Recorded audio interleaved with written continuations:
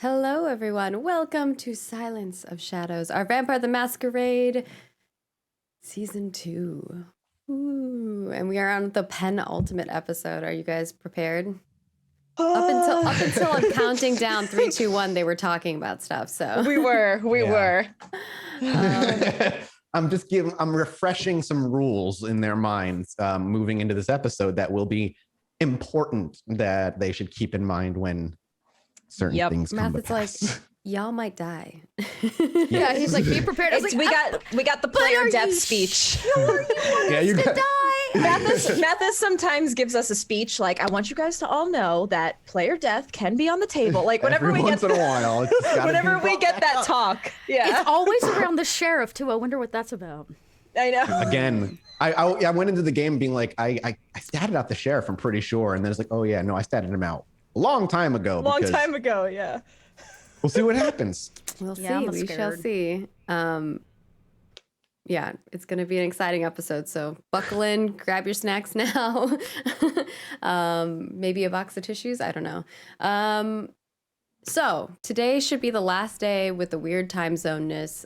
We go back to normal next week, which is 10 a.m. Pacific or 6 p.m. UK time. It's always been 6 p.m. UK time. So if you're on that time zone or time frame, you're good. But tomorrow, everything goes back to normal. Sorry for the weirdness. We don't control time. So that's I wish I did. We were mages. I do. Really I do cool. too. I wish there were more time in the day because I have a lot of shit I want to get done, man. And of course, You would just work more. That's all. yeah, I just got more stuff I need to do, man. Yeah. We have our Ascension Tower floor GM notes that are coming soon over to our patron. So definitely go check that out. And of course, we have a whole bunch of other goodies over there. So if you'd like to support us, that is one of the best ways that you can support us is over at patreon.com/rollforit. It lets us pay for this wonderful cast so that we can continue to tell beautiful stories throughout all of our games on Roll For It. And of course, in return, you get some really cool rewards. Those rewards range from getting MP3s to behind the scenes character sheets, behind the scenes GM notes, all the way up to playing in a legend tier game that's privately GM'd by one of our wonderful cast members, and so on and so forth. So we're still going to be adding more things to our Patreon, and you know, we'd love to hear what you guys want as well. So always feel free to send us feedback. And then on that front as well, you can support us by becoming a Twitch subscriber where you get access to VODs in advance, as well as emotes. And you can also get access to those emotes over on YouTube if you become a YouTube member. And of course, we upload all of our videos over there if you don't get to see them live or you don't have Twitch subscriptions. And then beyond that, if you have a patron membership, Twitch subscription, or YouTube membership, you can also access our private Discord, which will give you access to some private chats with all of our cast members. We have RP chats. People find groups and form groups there. It's a really great community of folks who just hang out and talk about Roll For It things. So if that interests you, definitely come check it out. And then, of course, if you can't support us on a monetary means, we totally understand that is A-okay. We think that, you know, you should take care of yourself first and foremost. We'll still be here providing you entertainment, but there are free ways that you can support us. That is by, you know, following us on all of our social platforms, as well as connecting with us on them by like engaging in, you know, comments, replying to our tweets and our Facebook posts, liking, sharing, retweeting, all of those things. It might seem very minimal to you, but actually the algorithm, the great algorithm gods, shine upon us every time you do that. So please, please, please do that. And I think that's it for shilling. I think I covered everything. So I'm gonna toss it over to our wonderful storyteller, Mathis Games, to take it away. Man, it's one of those episodes where I'm like, I got the shakes from just excitement. Like this episode is It was like the Diablerization episode with me because we were actually doing it live. I was sitting next to EE and Josh, and my leg was just like going off the charts. Not to mention that Random Tuesday had given me like 5 million pounds of coffee, so that definitely will. It was like a mixture, but I understand. All right, y'all. All right, fun? well, let's do this, I guess. The scene opens up on a quiet, restful lake. The water rather ripples in no direction. The sky is clear with a full moon. And as the camera pans down toward the lake and begins to move toward it, we see come into view a familiar boat gently sitting amongst the water. No lights are on and the engine is off. And as the camera crawls closer to Dakota's boat, we can hear the gentle cooing of a young child wrapped in blankets, sipping a little bit of water out of a glass that you had sitting nearby. Her hair is messy, her clothes are tattered, and she looks about as dirty as you last left her. And all you could get out of her initially was that there was some sort of fight, and she ran because she was scared. In that moment, you made a decision to take her down into the lake. She was too nervous, kept looking over her shoulder, and just in case somebody was chasing her, you wanted to make sure you had some distance as well. And that's where we find ourselves when we pick up the scene on this evening. Dakota making her way back down the stairs with a little bit of food. What would Dakota have in her boat to feed her, if anything? You probably have canned goods, maybe leftover canned goods that might have been on the boat.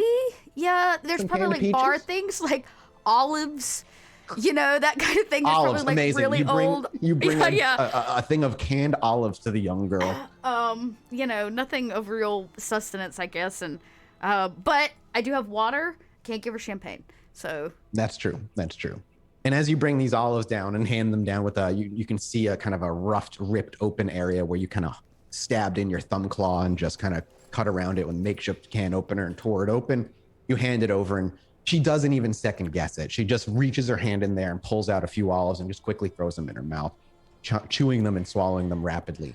She's calmed down quite a bit since her hysterics when she ran up on you maybe 20 or 30 minutes ago at this point. are they not feeding you? She looks up and she nods. They are feeding me. And she just goes back to eating. I'm just hungry. I'm always so hungry. Right. She looks back up after with a mouthful of olives and chews them loudly. You said there was a new man. Yeah.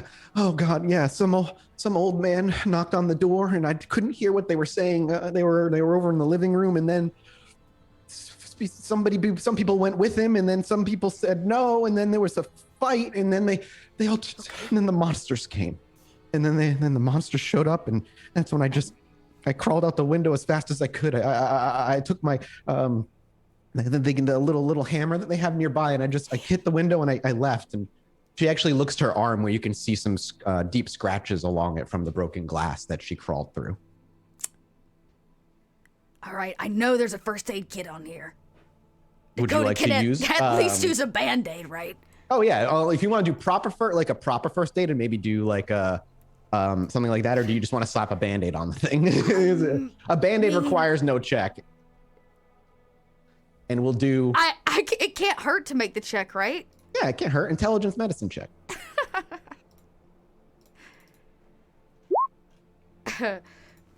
One success. While you don't do anything to heal any instant, maybe aggravated damage that she may be sustaining, you do know to put pressure on the wound to close it tightly, and you take proper bandage instead of like a Band-Aid and wrap it tightly and are able to kind of like tuck it under. It doesn't look professional, but it's tight enough where the bleeding is going to stop. Great. And she's not going to be bleeding all over the place. She kind of flinches a little bit as you do so. Do you have alcohol that you would pour on it at all? That's something I imagine Dakota knows to do. I mean, plenty of times in her traveling as a kid where she probably hurt herself and poured like whiskey or sanitize it something. with whiskey or Exactly. So would you do that as well? Yeah. Okay. Yeah. And yeah, as you we'll make a roll real quick. Little pain probably. Yeah. So as you pour the whiskey on, she actually does like grit her teeth and she just kind of puts her head up, closes her eyes and really tightly and just, and she actually with her right hand just quickly like hits the side of the boat. And Dakota, can I get a wits awareness from you? No.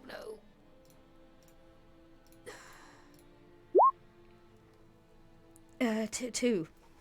Even though it's a messy critical, maybe just it's on your face that you notice it, but there's a tiny little dent where she slammed her fist into the side of the boat. Not a huge dent, not like enormous, but it's just there enough where you can kind of catch the lighting is a little different on it as she pulls her tiny fist away. Hey, breathe. And she, kind of grabs her own jacket and clutches tightly as you finish sanitizing it with whiskey and wiping away the remnants of the dried blood that already caked onto her arm. And that's when we see Dakota use that medicine check to wrap the bandage tightly, and then kind of make sure it's sealed as best it can be. At that point, she kind of looks forward and takes a few moments. There was a fight. She nods slowly, tears coming down her eyes, and she kind of brings it up and wipes them away. Did the new man stand up at the end? I didn't wait to see as soon as and then she's like, shakes her head. I ran. You did the right thing. Hey, don't worry about it. He can't get us out of here unless he can swim a long way. She kind of like has her head tilted down. She's looking up at you as like through her eyes in that kind of exhausted, glassy-eyed look. And there's a little bit of relaxation that actually does fall off of her shoulders. You can see that her shoulders are no longer as tense when you say you're safe out here. Yeah. She truly seems to take your words and really trusts them. And as she does relax quite a bit at that. I call the pups. A sharp whistle, and then you hear very quickly, because they're both upstairs. I imagine you have them standing guard up there, but a sharp whistle, you can hear them both standing. One, you already know which one's coming down first by the kind of uneasy sound of how fast he falls down the stairs. And then the other one, a little bit more steady, as they both eventually make their way up to you. Yeah. Sit. They plop. Snuggle. They look at you. They look at you. And I'm like, come on. And I kind of like, Can I get let's do, because Snuggle's not I don't know is Snuggle a command that they would know? Just let me know. I imagine Dakota comes home to Snuggles quite frequently. Then yeah, if it was then yes, they would without a doubt. Then I won't make you make an animal ken roll. They plop down and quickly curl around the girl on each side, and kind of keep her tight in a nice little like dog cinnamon bun. I'd like you to meet someone tomorrow morning with me. Or tomorrow evening with me. She gives a big yawn at that, indicating she's clearly going to pass out around the same time. Great.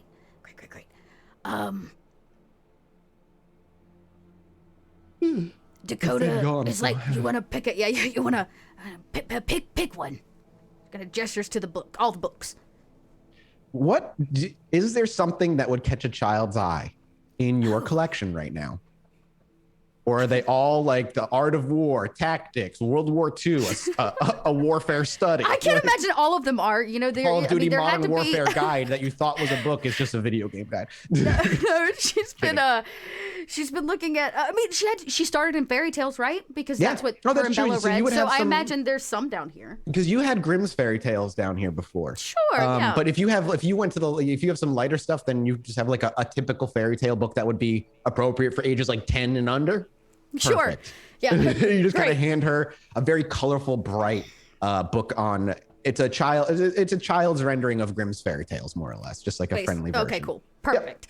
Yep. Creak this probably kind of damp book open at the bottom of and like kind of some of the pages are really stuck together, and you kind of have to like really peel them because they're just moist. And I was like, oh, this one. No, I shouldn't. I flipped past the three little pigs. Wolf seems like a bad choice. Flip, maybe for you. I was going to say Grimm's fairy tales has some pretty dark ones. The friendly version of the Grimm's fairy tale. I flipped through to like, maybe I don't know if this is a Grimm or not, but maybe we do like the Ugly Duckling. Perfect. That seems perfect for the two of them. And absolutely. So Dakota will, until she falls asleep, like sit there and read through.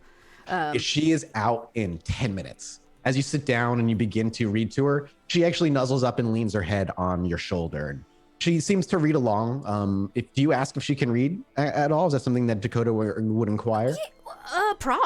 Maybe. It's up to you. If you do ask, you do discover she cannot read. Oh. And as you continue reading the stories, you can feel her getting heavier until the breathing itself gets slower. And, there's more time in between and a little more shallow breaths. And you realize she's out. Great. I'm going to like slip. When she's asleep, I like slip. Hell yeah, give me a Dex athletics check. Let's see if you wake her up. No. All I need you to do is beat a 1. feel like I can handle that with my dice. That's what I'm saying. You have a pretty big There's dice a 2. pool. There you go. That's all you need. So you slide great. out quietly. Jim looks up at you and looks to you. Stay. Lies his head back on, puts his head on her lap at that point as you slide up and really kind of puts his weight on her. And you can just see them get cozy. It's almost like she has a weird thing for dogs. Yeah. Dakota will wait for a little bit. We'll probably wait an hour or so, and then she'll take the boat back in before sunrise because she doesn't want to be on the lake when the sun's up. I mean, this all happened in about the span of 45 minutes because you only had about an hour or so before sunrise anyway, because it was the end of the night from our last session. And as you bring the boat in and turn it off, Dakota will lay into torpor down in her usual spot of the boat. Rouse check everybody as the next day or evening begins.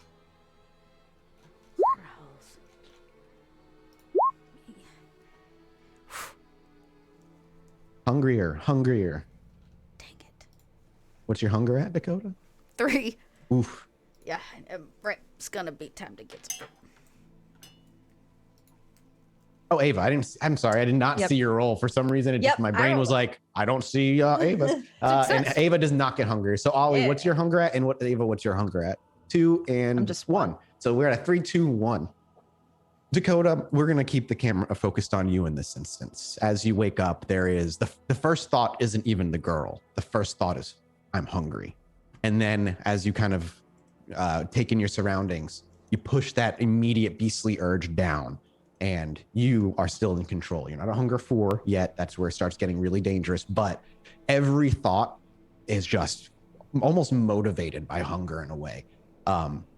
But the girl has also been awake for a little bit. You can actually see her playing with Jim as she's like rustling his face, and he's like trying to catch her hand as she brings it to each side. His tongue hanging out the side, a little bit of drool dripping everywhere as his head moves quickly back and forth. And then she looks up to you, and as it looks over to you, and she smiles as she keeps playing.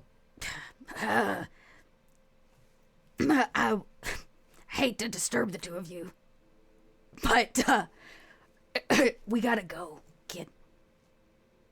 She nods without even an argument or an understanding why, and and Jim, of course, tries to keep playing for about a couple seconds before he too realizes mommy made an order. It's time to obey, and turns to you, and the 2 dogs look to you for an order. Like, what would you like to do with the dogs? Would you like to leave them on the boat, or would you like to have them come with? No, they can stay. So you have them stay as always, and they quickly take their posts. Jim on the downstairs, Clyde on the upstairs, and you take the young girl and immediately head out. Where are we going? Movie theater? Library. Okay, down in your territory regardless. I imagine you're not going to feed with her around. It's nope. We gotta make a delivery first. Yep. So we see Dakota kind of pop into.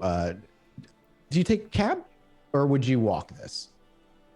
It's a decent walk all the way down from your boat. I toss her on my back and I skateboard the whole way there. Hell yeah. All right. That works too. You skateboard. You have a little celerity, but no speed enhancing celerity, right? Yeah. Yes, correct. Okay, cool. Then the camera, as we hear the skateboard clatter onto the sidewalk concrete, and we see you push out into a crowd of people as you leave the Gold Coast and make your way close to the downtown Chicago. The camera pans up and blurs forward. Time passes for about a couple of hours when we come back down now into the Coteries territory, the library on the northern outskirts, before we rehear Dakota's skateboard finish its rolling up before it gets kicked up, and you hear the little girl giggling wildly. As the camera comes down to eye level as she's smiling, and she's like, that was so much fun. Maybe we'll have to get you one.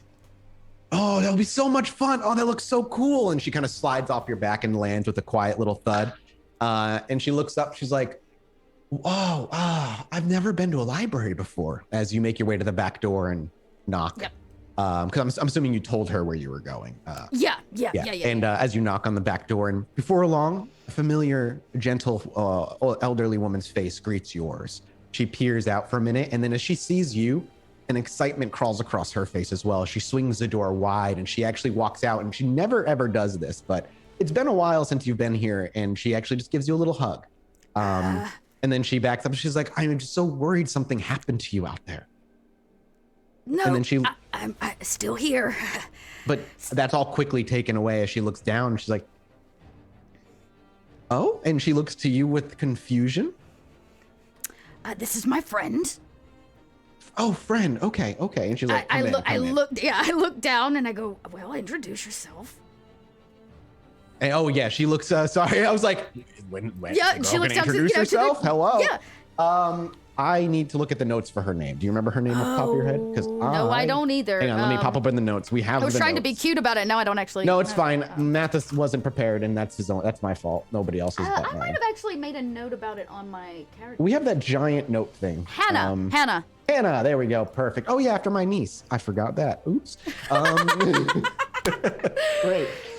Never show this to my sister. So, yeah. So she looks up. She's like, oh, Hannah, and she reaches up to shake her hand, and then I want to say her name's Edith, but I don't Yes, it think is. Okay. No, that's Eleanor. the bartender. This is Eleanor. She walks over and she takes her hand and pulls her forward, and then just gives her a gentle hug as well. You know, she's not going to shake her hand, and then Hannah quickly hugs her back before Eleanor steps back and waves you both in before shutting the door. She's like, I was just polishing the shelves. And she walks back over to the shelf she was polishing. And she's like, you're welcome to help.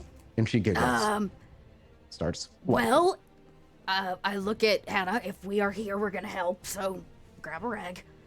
Oh, and she reaches into her, she's kind of got like this cleaning apron on. She reaches into it and pulls out another rag and hands it to the little girl. She sprays it a little bit with some cleaner. And she's like, hit the shelf. You go to the shelf right behind me. Start at the bottom and work your way up. I'll get whatever you can't reach. And she ruffles her hair a little bit. And then she looks over and she's like, I see you didn't bring the books back that you owe. Not this time. But I am bringing something to you. She What smiles. if I told you this? What if I told you Hannah doesn't really have a place to live? She takes a sigh, looks over to you, and I say, well, then it seems she found the perfect person to look up to. Yeah, but, you know, my lifestyle is not suitable for a child. And it takes her a moment, like, to really understand what you're getting at. And then her eyes actually, like, her wiping of the shelf slows till it stops. She brings the thing, the rag off, and she looks away from you and goes to the little girl. She takes a knee and she's like, and when you're done with these, I want you to just keep going that way and hit all the ones you can reach, okay? Me and your friend are going to go talk for a little bit. And she smiles. And then she stands up and puts her arm around your shoulder and says, let's go look at your favorite book section. I know you love the history area. And she starts walking you over that way. It's not like this library is huge or anything, but big enough where moving to a separate section and talking low, you're pretty certain she's not going to be able to hear. And after she's certain she's away and she peers over a couple times to make sure she's not like coming around the corner, she looks to you. Oh, sweet girl, I haven't been a mother in well over 20 years. I don't need you to be her mother. Due to my job, I'm not available during the day. I mean, I have nothing. Go ahead. I want a safe place for her to go. That's it. How long? Well, I guess until she's ready to make her own choice. I see, sweetheart. My place hasn't had a child in it. In, well, like I said, over 20 years. I don't need her to go to your place. Here is fine. All right. Just somewhere she can be safely during the day. Under a condition. You tell me what you do for work that makes it so scary dangerous.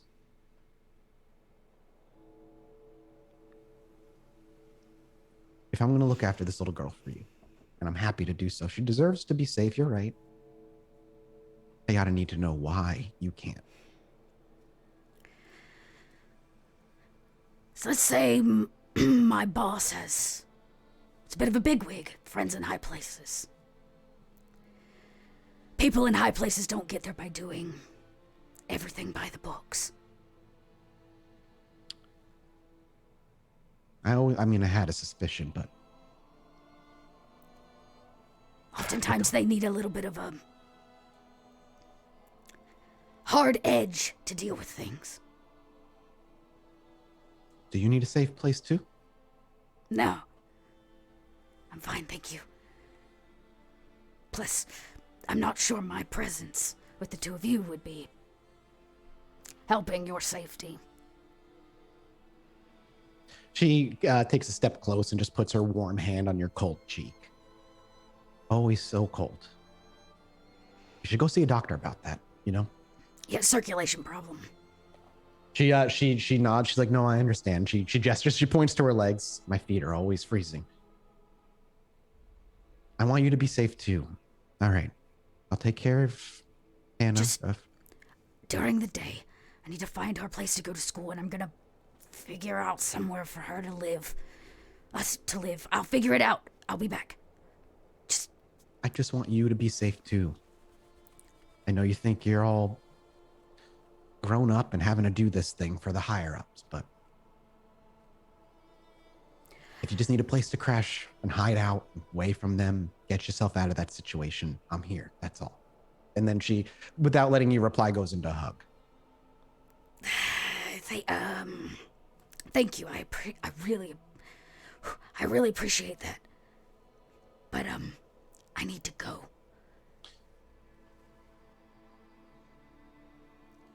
And what does Dakota do after that? Does she like push to go away, more or less? Yeah. She hugs her back. There is like a mutual hug there. But she will go down with a rag, like slide it down the wood to the little girl and say, "Hey, so my friend Eleanor here is gonna help me out. Remember how I told you my job kind of makes it difficult for me to be around during the day? Mm-hmm. Yeah. Eleanor is gonna be cool and hang out with you. Let you chill here. It's very safe." She like looks past you, and Eleanor, who's standing relatively close over by the edge of the hall, she just smiles warmly, and Hannah smiles back a little bit, and she's like, "I don't know her." Oh, hey, I understand. I'm gonna sort out a new place for you to live. Me, us, we can live. Maybe. Figure that out. Like together, like a house? Yeah, I thought maybe you and the pups would like to have a place to be, and I could be there too. Yeah, that sounds really cool. Yeah, but as much as I know that you're fully capable, if I can't be around during the day, I just want to make you have somewhere to go. Yeah. So she Eleanor, nods, a little delayed nod, but she does nod. Eleanor is gonna be chill and hang out with you, and super secret, she taught me how to read. She perks up at that, and then she's like, "Okay." I thought, and correct me if I'm wrong, they weren't sending you to school, were they? She just kind of shakes her head back and forth. Okay. We'll work on that. Do you want to go to school? I never really thought about it. Okay, well, you know what? You got some time, kid. You think on it. I like rustle her hair a little bit. And if you do, you tell me. If you don't, that's chill. You can come hang out here with Eleanor and read any book you want. She does smile brightly with all of her teeth widely. And Eleanor always has candy in her pocket. She looks a little past you, then back to you. What kind of candy? It's butterscotch. I'm gonna guess it's like a butterscotch. Sure, yeah. Something like a old like a lady would Werther's have. original or something. Yeah. Yeah. And she's like, "I've never had a butterscotch." Well, I bet if you hang out with her long enough, she'll give you one. Okay. Are they good?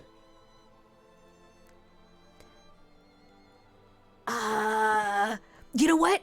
I don't want to skew your opinion. You tell me.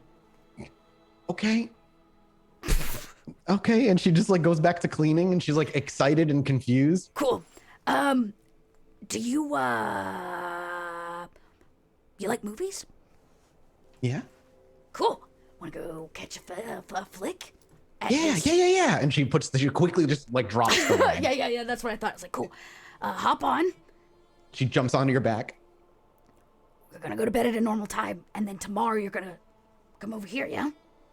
She nods. Cool. All right. Eleanor smiles and watches the whole time. And as you turn over and get ready to leave, she comes over and just gives you like a group gentle hug. She's like, be safe out there and enjoy your movie, sweetheart. And she ruffles her hair again.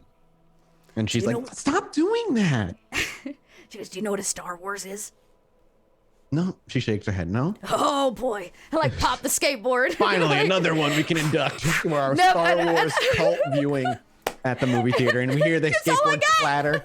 And it as the camera rises above as you hit the street, it just goes over a few blocks down to the movie theater where Ollie and Ava, I imagine, are hanging out as we get the coterie together, more or less. Would Ava and Ollie want to discuss anything, as they would have probably about 2 hours worth of time together, or if there's anything the two of you would like to do within that 2 hours as well? You're both muted before you decide to talk. No? Okay. So it's a relatively quiet night then, before the door clatters open. And as the door opens, you can hear the skateboard. You actually hear first a very unfamiliar voice, that of a young child, as she goes, "Whoa, this place is cool." Ava, Ollie, you hear that? Wherever you may be. Yeah, puzzly look at Ollie like, what? We don't know that Dakota has the kid, right? Did we? No, you don't know. That happened last night. Ollie did. Ollie was there at the docks. I thought. Oh, Ollie was there at the docks. Fuck, how did I not? Okay, so Ollie knew. Why did we not? Oh, damn, somebody should have said something. I just forgot that you were at the docks. I just forgot that too. Yep. I just think about it. Yeah, he was there. I feel like we were, or at least even Ava. So then Ollie would know. Then Ollie would know, and then we imagine Ollie and Dakota talked about bringing the kid to the boat first. Yeah, bringing the kid to the movie theater the following night first. Probably chatted about all of this. I'm sorry, Bub. It was been weeks. Okay. I forgot. It's okay. It was probably just one of the things where you saw Ollie just acknowledge the girl and then let Dakota handle it. It was like, we'll meet you at the movie theater tomorrow night. That's probably what she said. So Ava would probably have been told by Ollie that this kid is come, but this is the first time you would have meet it. So you hear the kid's voice first, still like, whoa, this is so cool. Ava and Ollie are probably relatively nearby, but as you get a look at her, you see her wildly long, kind of slightly curly, messy brown hair, the raggy clothes and the dirt that she's got caked on her. Ollie already saw this the night before, but for Ava, I mean, it's immediately apparent how like disheveled this child looks. Hi. Ava walks out and just kind of like waves awkwardly at the girl. She waves back and she goes to jump off of your back, Dakota. Oh yeah. As you do so, and just making sure she lands at that kind of kid clatter with her shoes onto the hard ground, and she walks over and she's waving at you. Hannah goes, "Remember you met them once before with the sandwiches?" Yeah. Well, Ollie, she looks to Ollie and she's like, "I remember you," and actually walks over to you and like hugs your leg. She just kind of like wraps her arms around your leg. Yeah, no one's faces that people can't forget. She looks back to Ava. "I don't remember you. I'm sorry." It's okay. I'm Ava. Hi, Ava. I'm Hannah. Hannah. Okay. I like look I at Dakota like, oh, okay. And then she kind of just stands there awkwardly smiling at the three of you. Hey, kid, have you anything to eat today? I ate the rest of the olives. And she smiles. That's all I had. Okay. All right. Look. I brought in some samples. You ever had cheesecake before? Some things we're gonna try to test out here at the theater. Cheesecake? That sounds gross. It sounds gross, but it's real good. Cheese and cake? No, it's. You ever had Cinnamon Toast Crunch? Yeah. A little seafood taste. Well, this is what? Oh, it tastes like. Never mind. All right. Well, I got something you should try. It's Cinnamon Toast Crunch cheesecake. That sounds so gross. Take 2 bites, and if you don't like it, then I'll make you a sandwich. I'll try it. Okay. And we see Ollie go over to a little kitchen area in the movie theater and the like. Grab a piece of the cheesecake. Dakota, go ahead. I was just gonna say, I'm gonna set her up for the film so you can like bring her the food. Yep, you and bring we her can, the like, food. separate her into the movie theater for a bit, and yeah. What does Ava do? Just watch kind of awkwardly? Yeah, I love Ollie like immediately like asking if the kid ate. Ava didn't even think about that. Like she's just like whatever. Yeah, I mean, Like, I know. I looked to Dakota. So is everything okay with? Imagine you get the kid in the theater, private, Yeah. movies going. You bring the cheesecake over to her. As she takes the first bite, I imagine Ollie kind of stands back like a foot or so just to watch. Yeah. And Give she's her like, space. she takes a bite, she shoves it in her mouth, and she takes the first bite, and immediately her face is like, oh, but then it slowly melts away. She was just, and then she starts chewing it, and she's like, okay, it's good. And she takes another bite. Ollie eventually leaves the movie theater after, and you hear like the Star Wars theme immediately kick up as the doors open, and then they get muffled as the doors kind of swing shut a couple times, bringing Dakota, Ava, and Ollie together to talk about what the hell you're going to do with this girl.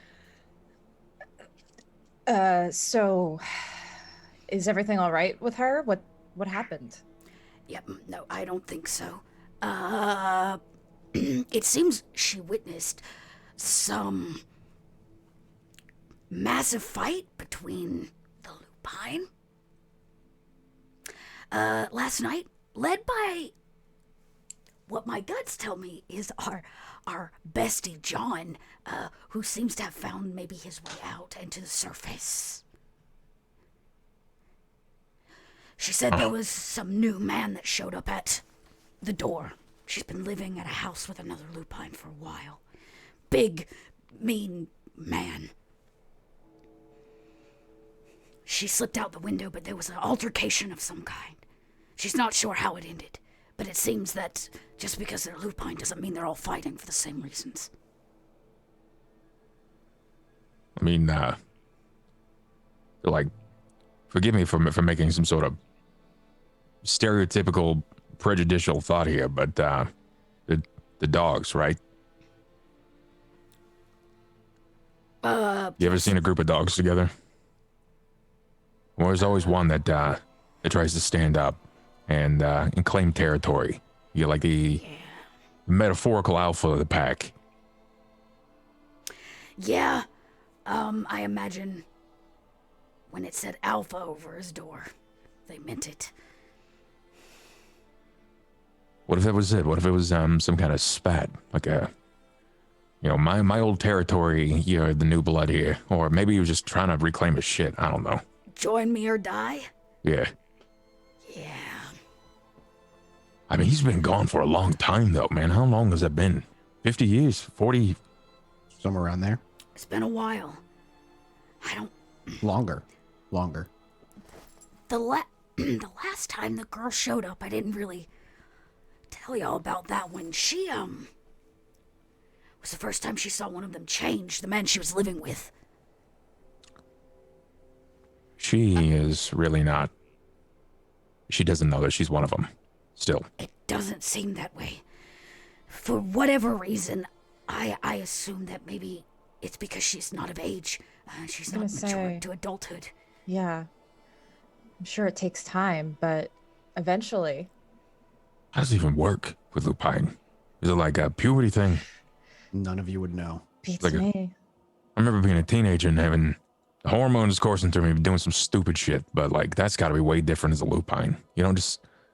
Yeah, she kind of put You're a dent in weird. the side of my 2x4 of my boat yesterday, Eve. All right. Well, it's a sign. So I don't, What do you I think we tried to do? do the right thing. I tried to give her back to where she kind of belongs to be, or should be. I don't know. Maybe she just runs away from home for a while till they figure their stuff out, whatever their. Here's the thing. She said issues she are. slipped out of the window. I wonder if John and his posse even know she was there. I mean, the ones that were there, the ones that knew her, they knew that she was there. Yeah, and my guess is, if the altercation was started at his house, her house, If John's the alpha, he didn't make it. Huh. I don't think they know the girl's here. She's just not old enough to make that decision for herself. And she doesn't have anybody, and I don't know why I feel obligated. We took it upon ourselves to let them out, to give her a chance to get out.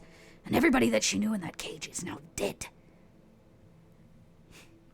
Same reason we let everybody out and do the things they want to do. Because everybody needs a chance. Everybody has to have a fighting chance. We've always believed that. We got to get her back. She's really taken a liking to you, Dakota. Yeah, she likes the pups. I was thinking maybe it's time for her to... Maybe I could...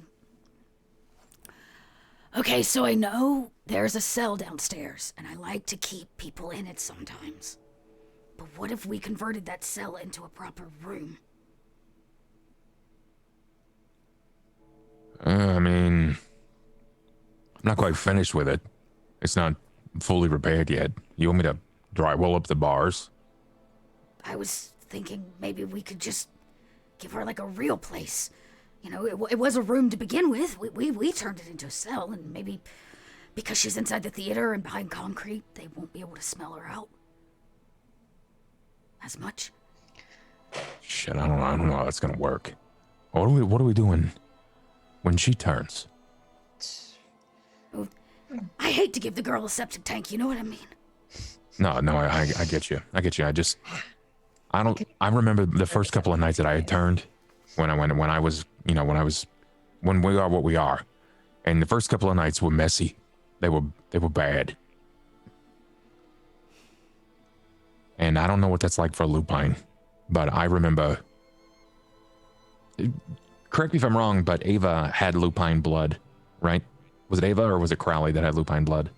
Crowley did, I think. Yeah, I don't remember Ava having it. It was definitely one. I think it was Crowley, but you saw Okay. what happened. Like it's a rage inducer. Yeah.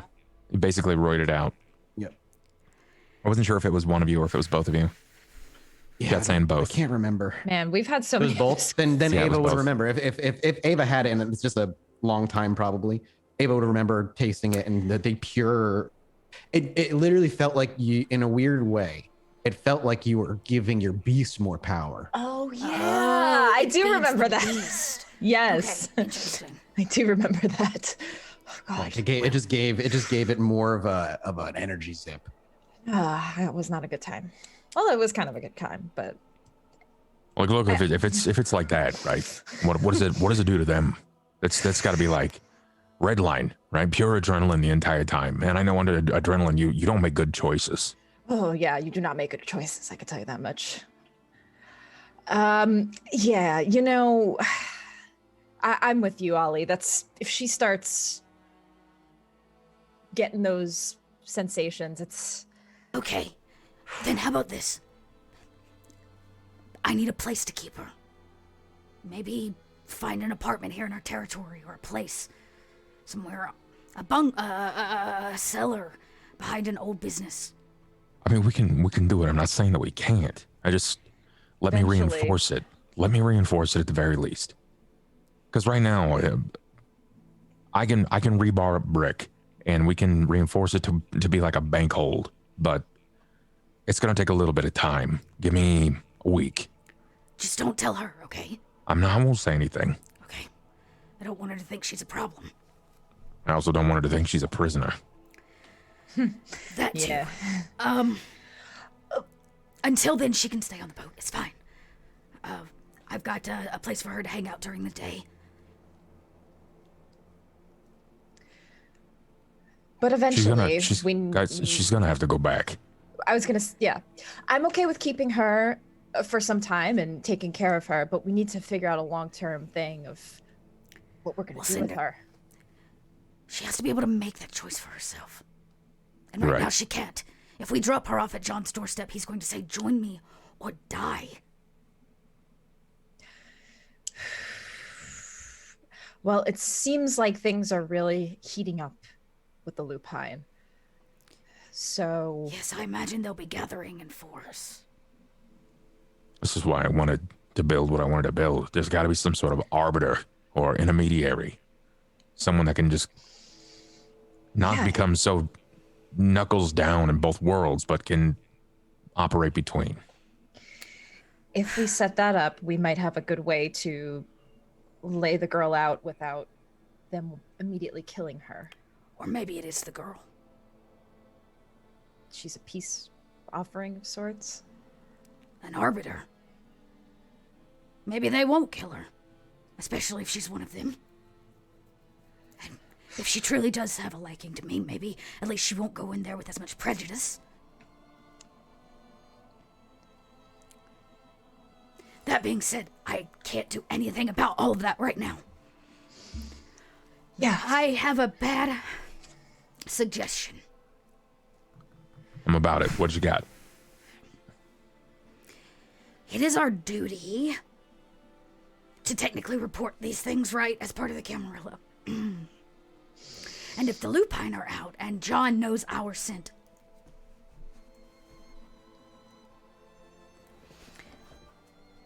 I feel like we should tell someone. Like, we should. We should tackle this before it becomes a bigger problem and we're somehow involved. I feel we're involved already, but Nobody knows. if We follow what the Primogen said. Primogen asked us down to deal with a problem that got loose on his terms. Now, do you want us to go to? You want us to go to like the prince? I was thinking Snitch. Oh. I don't know how he's going to Huh. how he's going to take all of this. He probably already Leave knows. the girl out of it, considering the fact that Snitch, I don't know, killed everybody she ever knew.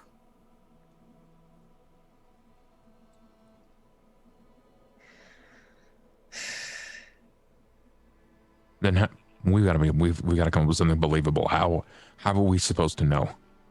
Right? How do we know that John got out? I guess we don't. We could. Didn't We cut in heard- a storyteller real quick. You did hear the howl The last howling? night, so you could Yeah. maybe say you assumed. Something, But there was yeah. a very, very powerful howl last night that rippled across Chicago. Here's the thing. I've been tracking the lupine for 10 years, a decade. They have given me permission to snoop under the premise that if I die, well, then it's my own fucking fault. Who's to say that I didn't witness something? Look, I can get to Snitch. I can get to him. We should tell him. He's just gonna want some verifiable proof. And if I just let him know that I heard a howl, If I tell him that we heard a howl and I witnessed a lupine fight, and I ran before I saw the end of it. wait, didn't you say that you saw the moon thing? I did. Oh, The Right. vision you had. right. Vision you was had a- right before the howl happened. It was a vision. Dead of- silence, just the moon, the sky. So that we could also use as also evidence.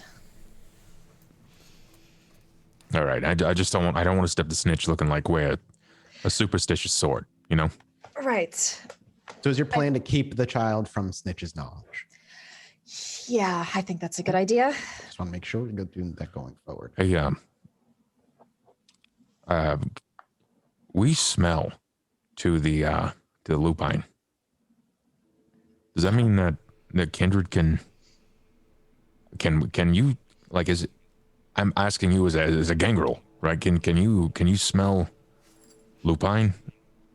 In the city, it's extremely hard. If you were in the wild, you could track a little bit better, but city tracking, the people are everywhere. It smells like just people. Tracking in the city, you can't rely on scent. But hypothetically, yes, I could. In certain areas. It's a little bit easier in parks, less dense amounts of body and heat. Scents travel differently, hang in the air longer. I just wondered because if we go to Snitch, who's kind of mastered the art of tormenting lupine and has learned quite a bit about him. Well, I mean, if he knows the smell, we now kind of smell like her. Or I smell like them. I did say I was around them. Yeah, that's fair. That's fair. All right. Yeah, I can put a line out. Thank you. So the decision then is, I just want to make sure this is correct. We took the child to the movie theater. We're going to make sure she's okay in the movie She's theater got a or the trilogy domain. to watch. Right? She's got a trilogy to watch. You're going to keep her here. The coterie is okay with keeping her within your domain and going to snitch. You're not going to tell him. You're going to keep that from him. Correct? Yep. Okay. Through your actions of letting the child go many months ago, keeping her secret, ensuring that she's been safe, and now actively going out of your way to keep her knowledge from other kindred as the government and keeping your own, you may all gain one humanity. No! Oh my gosh! I'm no longer humanity 4. Yay! Oh my gosh! This is amazing. Wow. I can enjoy food and drink with a blush of life again. Ava's like, is amazing. break out the wine, bitches. Yeah, let's get some wine up in here. Oh, I'm so happy. And it's the consequences of months of actions with this particular character and never ever ratting her out anytime she's ever shown up, and now actively going out of your way to kind of put yourselves in a little danger, as well as keeping it from the Camarilla. You know, that's a big step. She's still immortal. While you still think she might be a werewolf, she's still just immortal right now. She's a child at that. A very useful tool to anybody who would want to use her as such, but you keep refusing to. Taking her as a child, and yeah. Correct. She is, though. She is just a kid. Correct. She's just a kid. Yep. The only one in this you one, sure I was know like, how to I was waiting to see what my Ava was going to do, because right when you brought her in, Ava was like, I don't know, but she went along, and you know, she kind of Yep, I am going along with it. You're right. erred on the side of humanity. So everybody from breaking her out to keeping her safe, all that good stuff. That being said, let's continue. From this point on, Ollie separates from the crew and heads into the sewers. Dakota heads where, and Ava goes where? Is there anywhere? Who else you want? You want to talk to Snitch, and was that the only person you were looking to talk to? Sorry, I feel like there was something else, but maybe I'm just forgetting. No, I don't think there was anything else there. Ollie, for you, when dealing with Snitch or having to come into contact with someone like Snitch, it's always a game of whose rat is going to find me first, or is my animals going to find them first. However, this time around, as you wander the sewers and you look around, you don't have a rat that arrives. You wander for about an hour or so. You have a very familiar voice greet you. One that you haven't heard in quite some time, I think. I think you know who this is about to be, but I just want to make sure I get the tone right. But you simply have, and I apologize because I'm about to go into my weird, quiet character voice, so bear with me. Butcher. You just hear your name. As you turn, look on. you see Rudy. Hey, Rudy. It's been a while. He doesn't say anything. He just stands there and looks at you in his decayed form. You can see, however, his shadows and the shadows around him flickering. Well, I mean, you're constantly seeking me out when you want to, so I can't imagine this is some passing by. You don't need any sugar, do you? No response again. I bear a message from Snitch. Interesting. That's who I was coming to find anyway. What's the message? He's been rather busy these past few nights, Butcher. All right. One, a werewolf has left a prison. He wishes to warn you. Beyond that, the sheriff has lost his position.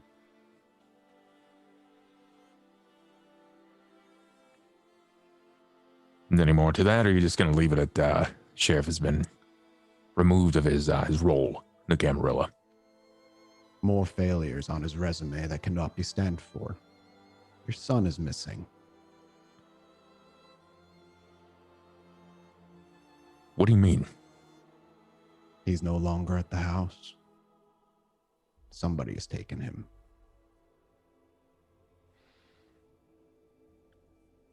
Ollie's eyes probably kind of like dart around. Are you faking this? Is this a manipulation subterfuge roll? Yeah, this I think Ollie's kind of like he's playing the part of surprise. Please make me your roll, as he will roll his What's insight?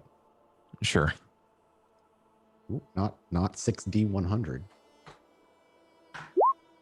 All right, we're gonna do one of these. You know what? I'm gonna rouse. I'm gonna rouse for this. Okay. Get a little hungrier. Yep.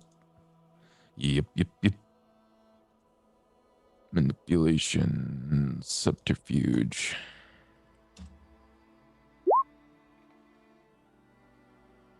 Two Okay. successes.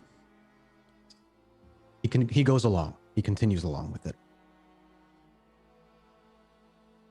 It was a little quiet, and I was wondering why I hadn't heard anything about going to see him. It's under investigation right now. When did he go missing? We do not know. At least I have not been informed of that. Maybe beyond my station. You snitch with the other Primogen. He is dealing with issues, yes.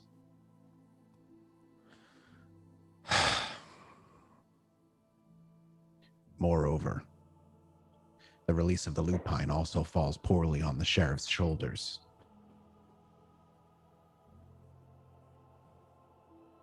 There will be discussion of an interim sheriff in the meanwhile.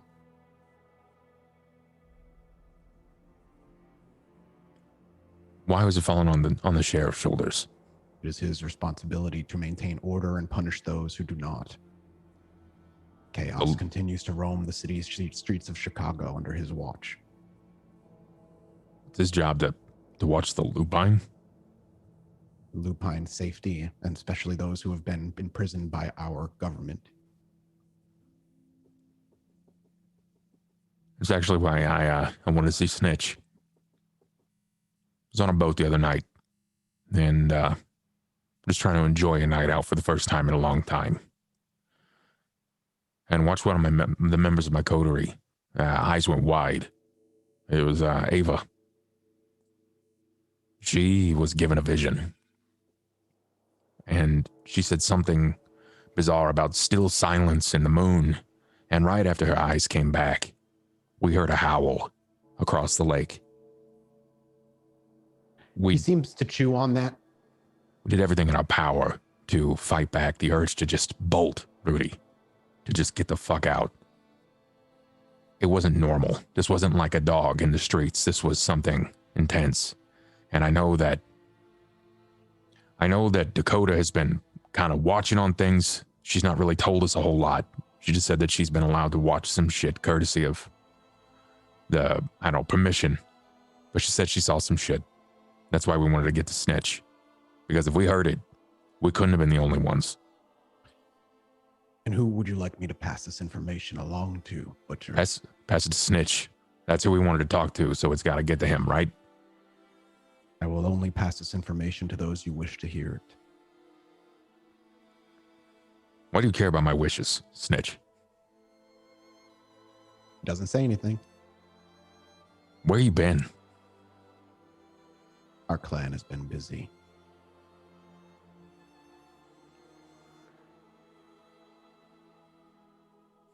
All right. Well. How'd you find me? You just think of me? Just tap your shoes twice, wind up right in front of me?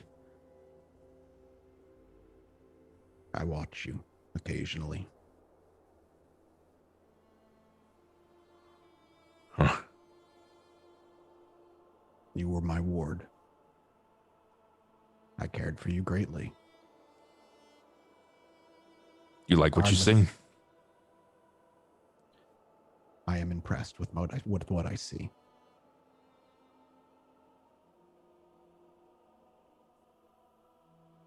Snitch, I've had some things dodged in my line of questioning recently. I'd like for you to be completely honest with me. Just bygones be bygones. Peer to peer at this point. I've been a kindred now for about 15 years. And you helped me when a lot of people didn't, even if you manipulated me and led me in a path that you thought was right. And I know your reasons, or at least I feel like I've got an idea of your reasons. But I want to know, why was I? Why were my parents manipulated? And then I followed and sired And for what reason? And don't bullshit me, because I've learned to smell it on everyone. You won't enjoy the answer, Butcher. I don't enjoy anything that happens these days. It will not give you closure. What will? Is that not what you seek right now? Closure? When will I ever get closure until I walk into the sun? Your parents weren't manipulated. Your father was willing. I don't know much about your mother. However, to my understanding, your embrace was simply a cost enacted for losing 2 ghouls. A piece By- on the board for those who thought they deserved another. By whom? Who requested? Whom do I thank for this wonderful turn of events? Because it wasn't my actual sire, and I honestly don't think it was you. You don't Certainly think it was wasn't me. Was it you? Was it Emmy? Emmy, that's a name. Yeah, I've had the pleasure of running into She was little involved psychopath. on your mother's side, as far as I understand. Again, I was more integrated on your father's side of the playing board. Yes, it was me. While they may not have been my ghouls, they were ghouls of a close and dear friend of mine. Losing them, or losing him rather. What dear friend? Hmm? What dear friend? The ghoul of a close and dear friend of yours? What friend? What kindred has friends? The term is used loosely, I suppose. Do you know what clan your father belonged to? Well, if he belonged to you, at least that's what you said last time. Lasombra. He nods. Did he not belong to Lasombra? He did. But he wasn't mine. A different Lasombra then. One that's not in the city currently. Our first foray into Chicago proper. A feel for how Chicago would accept us, if they would accept us. Ventrue were not particularly fond of our clan. He gestures to himself. The reason I changed my look.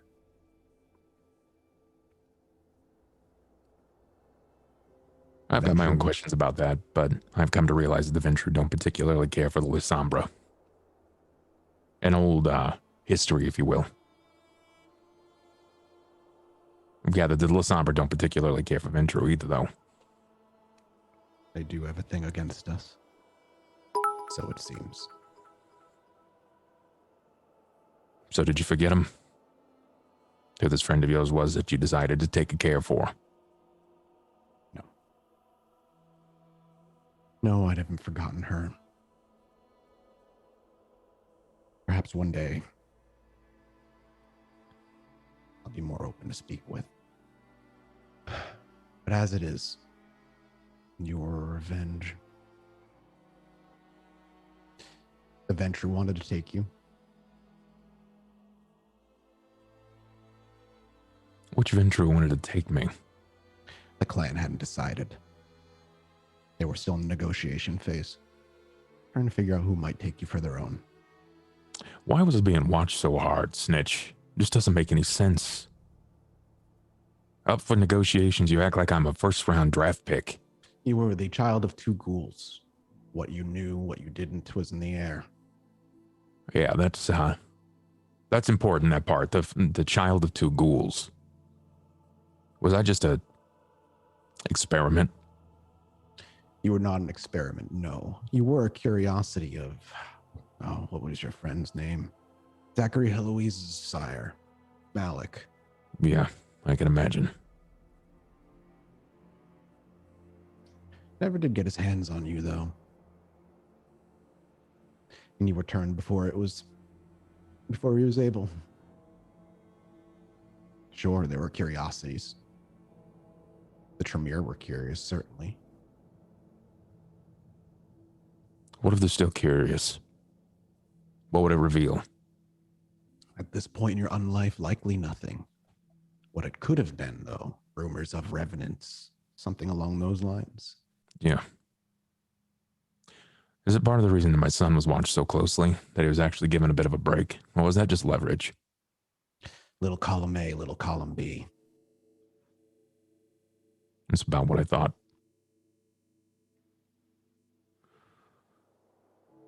Not really telling me anything new, but I'm glad to find out some things. Rudy, I'm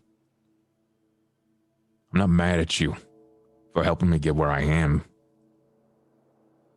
I'm mad at you for lying to me, for manipulating me, and I understand why you did it, because there are things that kids don't need to know.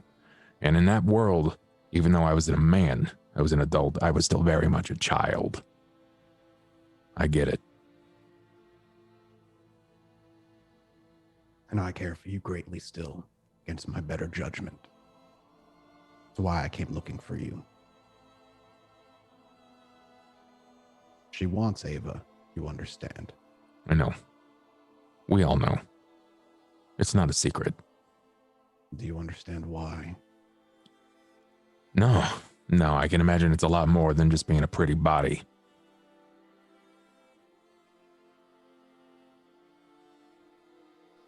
Is there any way... Go ahead. I can see you pondering. Is there any way that Ava gets to walk out of this?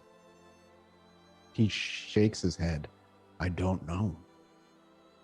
That's what's scary. Despite what she's done in the past and the things that she's gone through, she has people that care for her, much like you cared for your friend. And Snitch, I'm one of those people. And yeah, she's wronged me in the past. And she's made me blue in the face and red in my mind. Much like a little sister. But I would protect her. Just like I think that you would protect someone that mattered to you.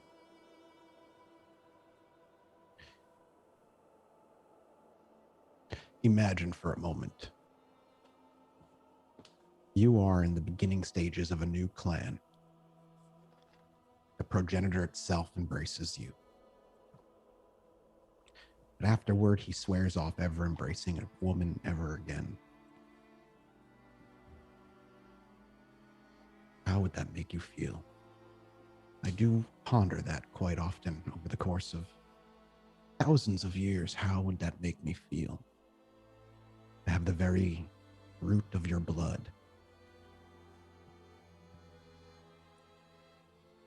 Make me feel one of two ways. And that's not for up to me to determine. But the first way is I was a complete and utter failure. Just the worst of the worst. And he swore me off because of the things that I was capable of. And the problems that I proposed. That, or the complete and total flip side. That nothing could ever be better. That I was the top of the top. And he could never outdo himself in that field.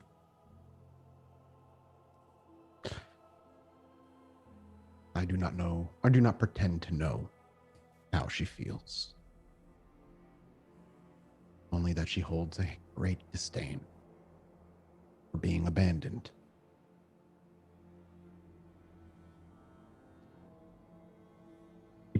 He takes a step back, putting himself up against the wall a little bit, and he leans, reaches into a pocket, pulls out a dirty half-smoked cigarette before plopping into his mouth and lighting it up.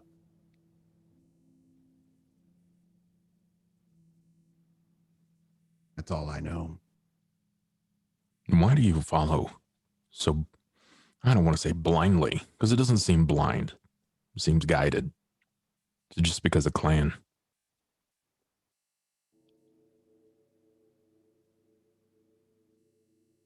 Takes a deep drag before allowing the smoke to come out of his nose and his mouth. I understand her pain.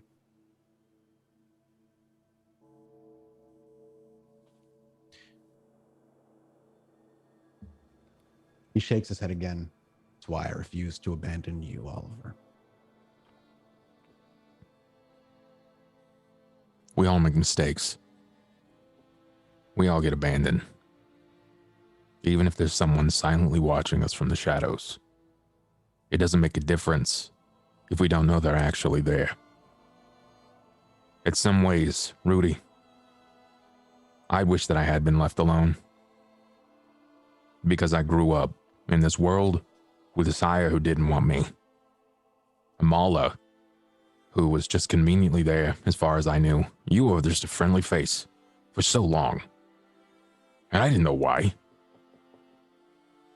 But you were always there at the most opportune times. You saved my skin more times than I can count. And honestly, boons are not be done. I feel like I owe you that favor. It's not needed any longer, Oliver. It's not about that. It's not about that. It's the premise in my mind. You literally saved me from death. He shakes his head. There's nothing I want or need from you. I don't think that's true. I don't think there's anything that you need from me. But I think that you seek validation. I think that you seek knowing that I'm grateful for all that you have done for me, and that you know, at the end of the day, you can rest. Or the beginning of the day, if you will, that you can rest, knowing that you did everything you can for someone who didn't have much. And I'm grateful. Let's not get it twisted, Rudy. I'm grateful. And my chip on my shoulder, it wears down. But if you want to feel like you have someone or something, be around more. Make a difference to those that don't matter. Put yourself out on the line. Extend some trust, because despite what you've been through, some of the new bloods, as kindred, we're not all that fucking terrible.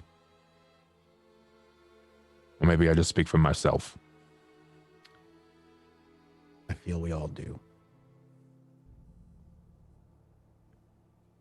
He takes another long drag before allowing it to gently fall out of his mouth this time around, allowing the cigarette to fall between his fingertips and flicking the ash. I'm at the least grateful you don't hate me. It's like a resentful son, right? Have you ever read the tale of the resentful son, mad at the father for forcing him to go out and do backbreaking labor over and over again, just to find out years after they died that they don't resent their father. They're grateful for the things they put into place so that they found success instead of floundering. I'm grateful for the work that you put in. But to be honest, it's more valuable to know that you're present. Hanging out in the darkness is cool, but I mean, sorry, this is it's not my bag.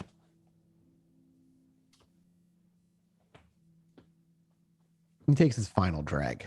The cigarette comes to an end before he taps it up against the nearby brick wall, flicking it into a nearby puddle. I wish there was more I could do for you.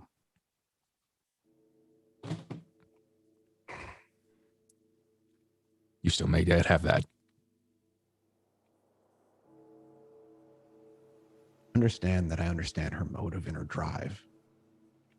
I do not, however, or rather I have not, concluded if her course of actions is the right one. It holds great risk, but it could be a new birth for our clan.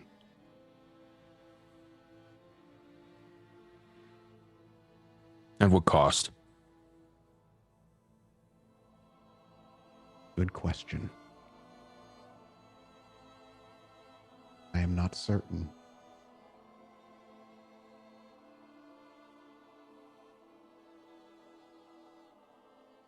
There's just got to be some easier ways to handle things.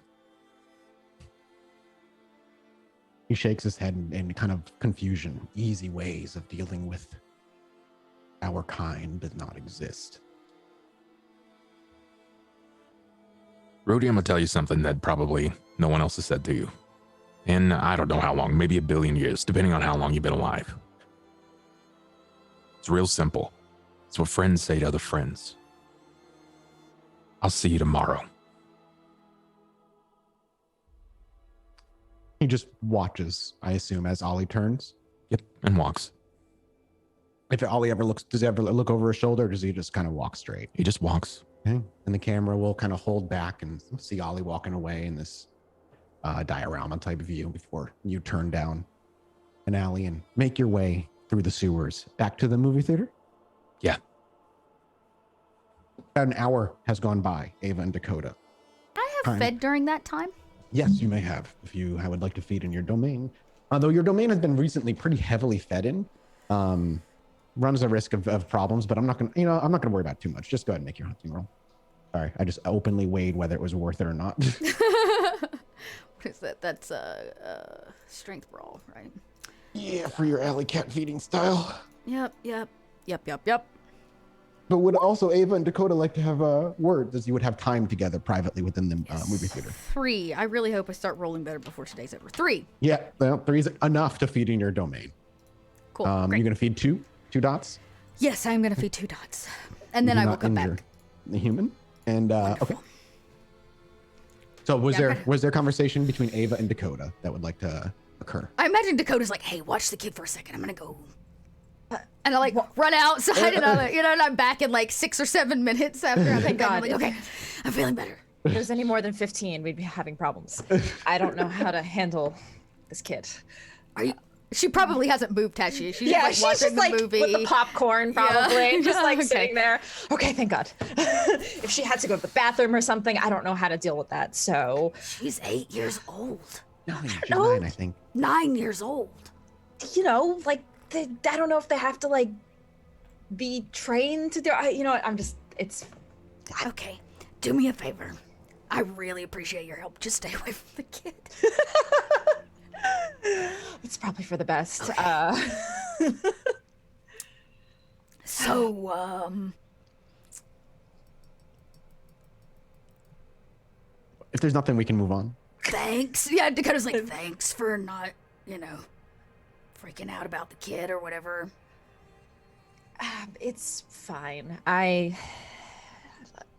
Look, I know that the kid needs help. I'm not just gonna let the kid be surrendered to these frickin' lupine.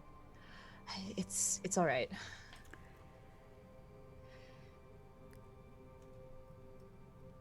Yeah. We'll figure something out, I guess. You think we're gonna see the end of this?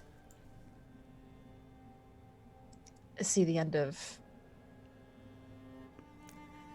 what? Sandwich and all the things we're actually trying to really do.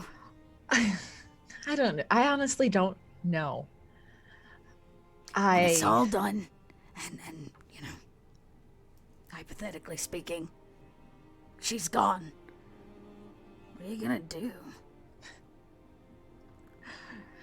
It's weird to think about that because it's just been our life or our unlife for the past so many years. It's hard to think about what life will be like after that. Will we be like the older kindred who will sit back and make fun of the younger licks or something? I don't know. I hope not. I feel like we're not that old, but after all of this, I feel like we'll have so much experience that we've seen some shit. A pool of experience we have never touched. Yeah. I read this book one time. It's talking about psychology, really, and like the brain and how you kind of psych yourself out. But I thought the point was there. The greatest military leaders of all time, right, are great not just because they are good at leading people and they have strategy, but because they see past the end. They see themselves as the one who wins. Right? And so I gotta be honest with you. Do we see ourselves there, standing at the end, victorious? What does that even look like? And will we even achieve it if we can't put it into reality? we ourselves can't picture it. I never really thought that way. But maybe we should start thinking that way. Yeah. I don't know. I thought it was a wise piece of information or some shit. It is. If all of the great leaders think like that, then maybe we should too.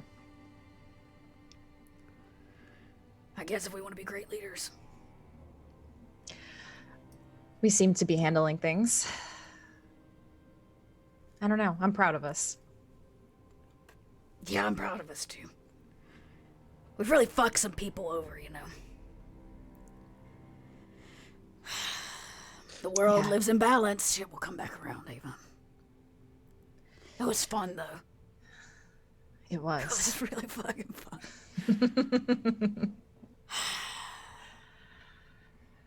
It's as the conversation wraps. Is it? Am I Yeah, picking Dakota's up? like, As it, no, I'm winds gonna down. go watch this movie with this kid, okay? As you say that, the you hear Ollie. You kind of make your way into the movie theater at this point. Ooh.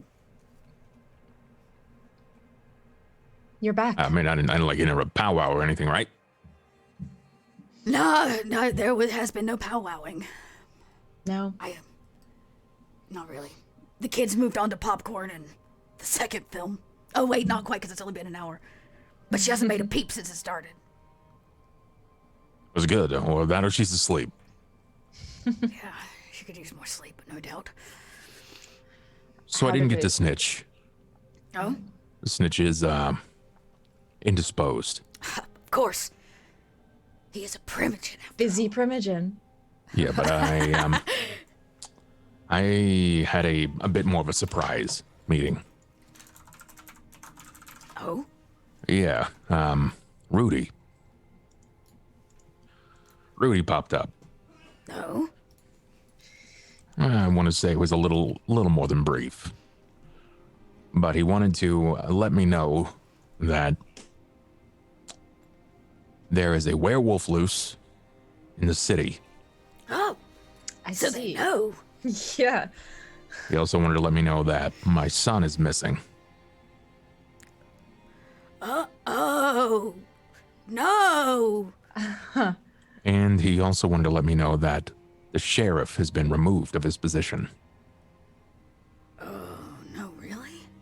Wow. He was removed because of lupine conduct in the city and my son going missing. They're investigating where he's gone. Well, it's interesting to hear what the inside knows. How they view it. I should go. I should. Rudy let some things out. We had a bit of a heart-to-heart. He talked a bit about my parenting. And we joked about it for a long time about me being like a draft pick and MVP. It wasn't a joke. He had to sire me, or at least have me sired, because the Ventru were in discussions about who was supposed to sire me. So what, They were actually debating. They did it first? Yeah, It was a race to get Ollie? yeah, because they didn't know what I was supposed to become. And that Rudy wasn't the sire of the ghoul that was my father. It was another Lasombra, someone that he was friends with. He didn't give me the name, but he said it was a woman that he cared very much about. I didn't get a lot of details, and he said one day I'll find out, but it's not going to give me peace of mind. It's not going to give me closure. And I recognize that. It's not. But he did bring up wicked blood and revenants and stuff like that. He said that the Tremere would have a heyday with my blood. And to be honest, I'm about this close to giving them my blood anyway, so they can sort of figure it out. I mean, it would be nice to have them on our side. Yeah. Okay. But he divulged some things about the sandwich. Okay. He said without any hesitation that she wants Ava's body. Oh, He good to know confirmed it they're aware. himself. Okay, so And we were right. I asked why. And he gave me this shtick and spiel about how she was left alone. How she, more or less, much like ourselves, felt like we were abandoned. But there was some bizarre presentation of her siring, and that the sire said that he would never sire a woman ever again. And he wanted to hang on the fact that how would that make her feel? I mean, it would suck, right? But kind of happened to all of us. We were all kind of abandoned. No, he's not talking about abandonment. He's talking about shame and guilt for not being good enough. She was the first, right? The first. And after that, he swore that he would never have another like her. It's not because she was a prize trophy. It's because she disappointed him in every way. Yeah, but that's not what I said to Rudy. I wanted to try to flip his mind. I don't think Rudy really has anyone other than objectives that had posed over the top of him. And I know that I've got my issues with him, but I also know that he's made a lot of sacrifices to make sure that I can continue living and unbreathing here. Hell, there was a time when my arm was removed from my body that could have cost him his own life. And I don't think Rudy's a bad guy. I just think that he's blindly following someone. You know, clan loyalty and all that bullshit.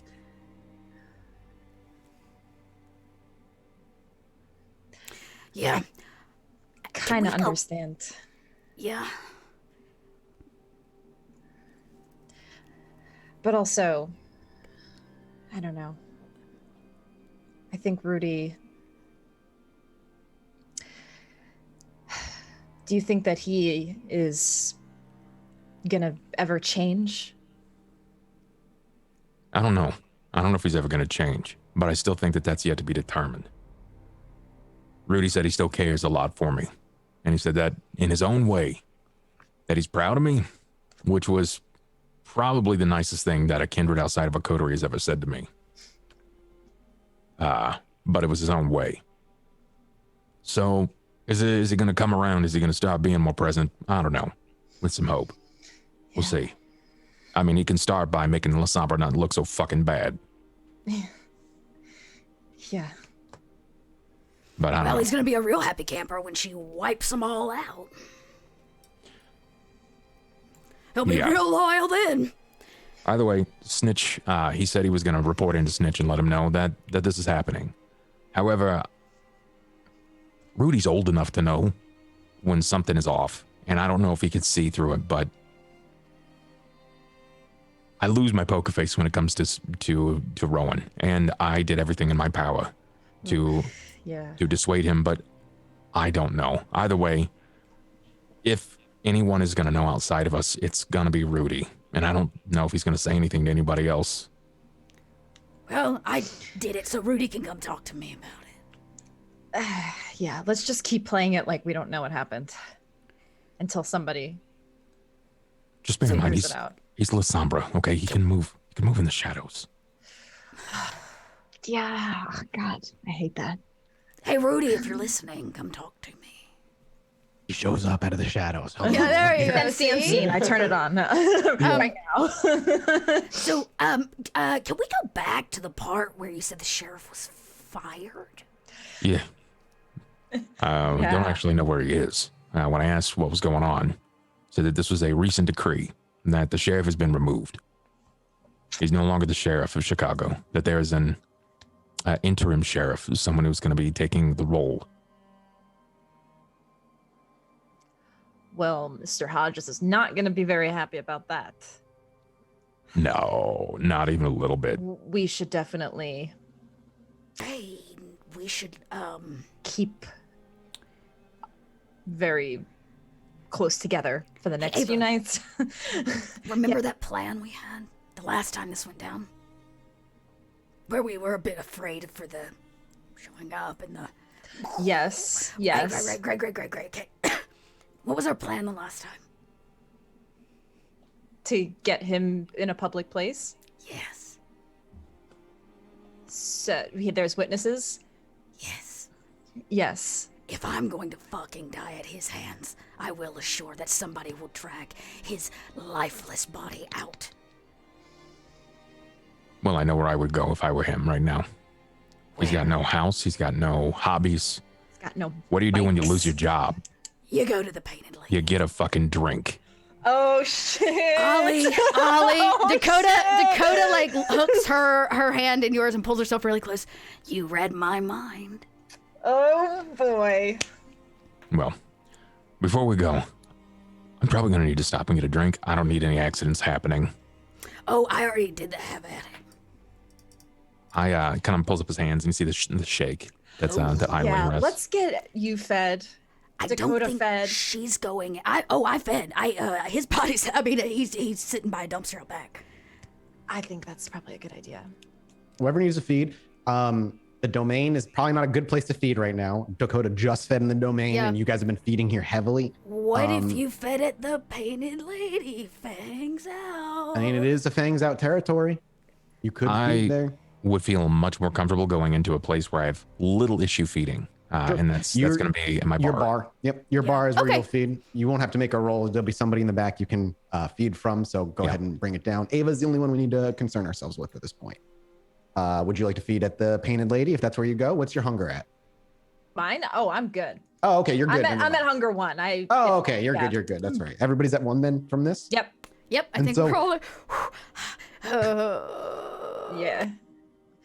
Okay. I'm gonna change my plans a little Just bit. as a recollection, it just for Mathis, if anything does happen and Ollie, let's say he does die, all of the funds, like all of the immediate things, were dispensed in Grant's name. I figured that's where it would go. Should we if write that's our the case. wills now before? Ollie already did his. Ollie's will has already gone out. Before we Okay. move on to the next scene, would Ollie be notably concerned going into the bar to feed for the evening? No, I don't think so. I think there's actually a stillness. There's a calmness on the water. Would it be unusual? Basically, does Grant get a wit's insight to pick up on if something's off or not? Yeah. I think he would be aware. It'd be not even a roll. He would just be able to tell. Yeah, that there's something off. Like Ollie's usually very, very loose, but there's just like this pensiveness and like this tightness in the shoulders. It's like Sure. the pre-fight jitters. The Sure. match that he's been wanting has been coming, and now it's here. So as you're about to leave, then you get here, you feed, you're about to walk out the door. Grant says, "Have a good night, boss. And if you ever really, be a friend and tell me what's bothering you, I'll be right to fucking here." He flips some burgers. Is it like super busy right now? Not super busy right now. Well, as long as you got a minute, I'll take a second. I'll give you Yeah. the shake. I'll be quick about it and give you the quick and dirty. I'm listening. The sheriff, the big bald bastard. Yep, I remember him. Piece of shit. Yep. He's just been removed. He's no longer the sheriff of Chicago. Oh, fucking congratulations. Oh, finally. Oh, that's some good news. And he starts flipping. He has been removed because of issues regarding my son and Sorry. Lupine.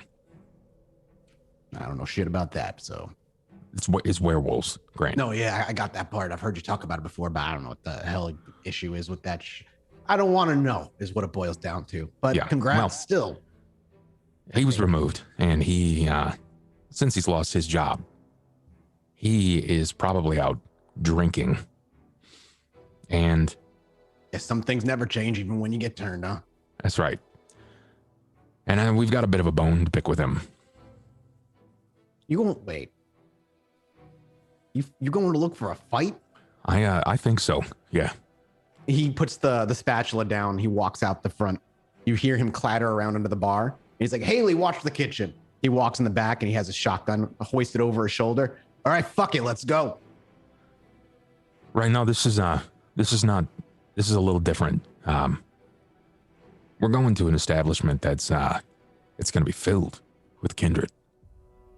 And if anything happens, it's going to be capes out, if you know what I'm saying.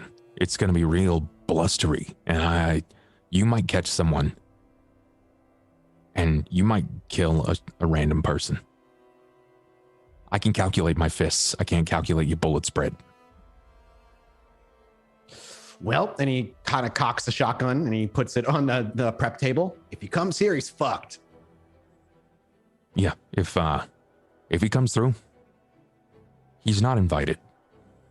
He And nods. know that he's trying to pick a fight. I'll blow his head clean off.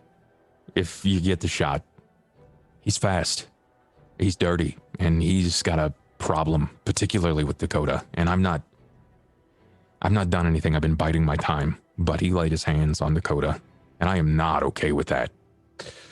He, when you even say that, you see Grant get visibly more tense, and he kind of fingers like the shotgun's trigger a little bit, and he's like, "Motherfucker, I'm gonna fucking blow his head damn off." Then he just kind of mumbles to himself. And Dakota's a strong and powerful He fucking touches kindred. you or Ava too. I don't give a shit. I'll fucking kill him myself. But I've had a cake baking for him for a long time.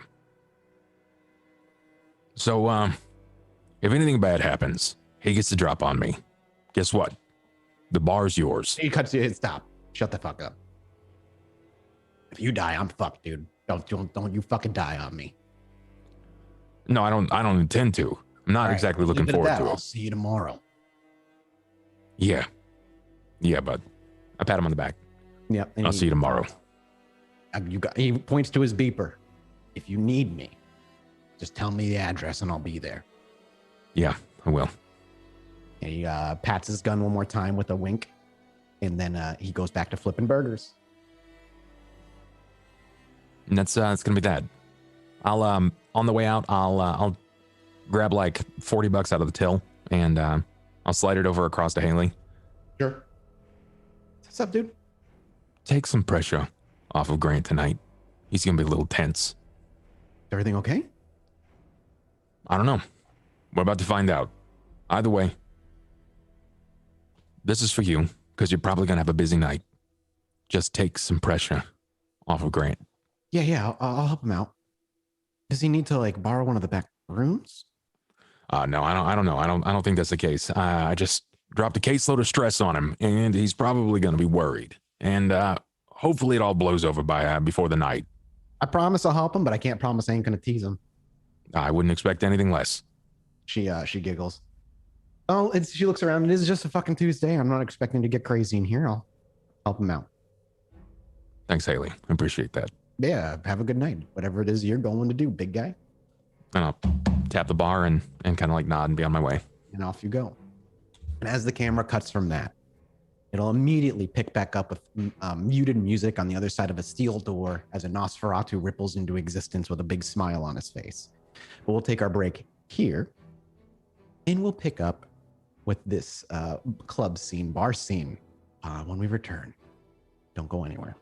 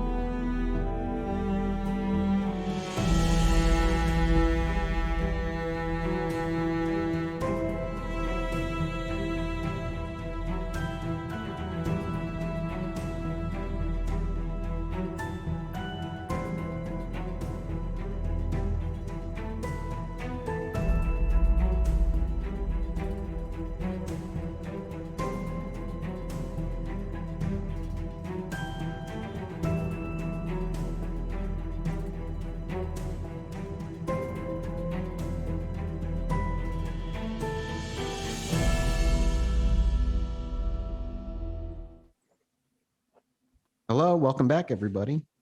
I think. Yes. I think. Yeah, I think we are. Sure. Hello. I'm looking up one rule real quick because it's important for me to know. So, welcome back. I'm nervous for these people. Yeah. While you look that up, do you want me to have that quick moment with Ava? Yes. Oh, yes. So Yeah. before all Ollie returns and the like, before we all meet at the club. The first ones there will be Ava and Dakota because they don't have to go to the bar or talk to Grant or any of that. Yeah. So we actually, the camera, as Ollie's leaving, speaking with Grant, the camera hard cuts over to the bar on the outside of that small little tattoo parlor where we see Ava and Dakota mingling with each other as a few pedestrians here and there just stroll by chatting or not really paying attention to them. You can hear cars slowly rolling down the street as we zoom in. Hey, Ava, Yes. you gotta do me a favor. Make me a promise. Okay. It's making me nervous. You weren't nervous already? Yeah, but I just hate these final things Look, that we look, talk about just- sometimes. I know, it's important, okay? Okay. Hodges is not gonna be after the two of you. If push comes to shove, and it means saving you and Ollie, you do that, right? And you let him kill me because then he will stop. You have the ability to keep you and Ollie safe. Just, that's all I ask. I'm not asking you to leave me to my own demises. And I know I'm gonna need the help. We're gonna have to help each other, but if things get really bad, If it comes to that. I understand, but we're all in this together. I agree. I just, if it means him stopping, you let it happen.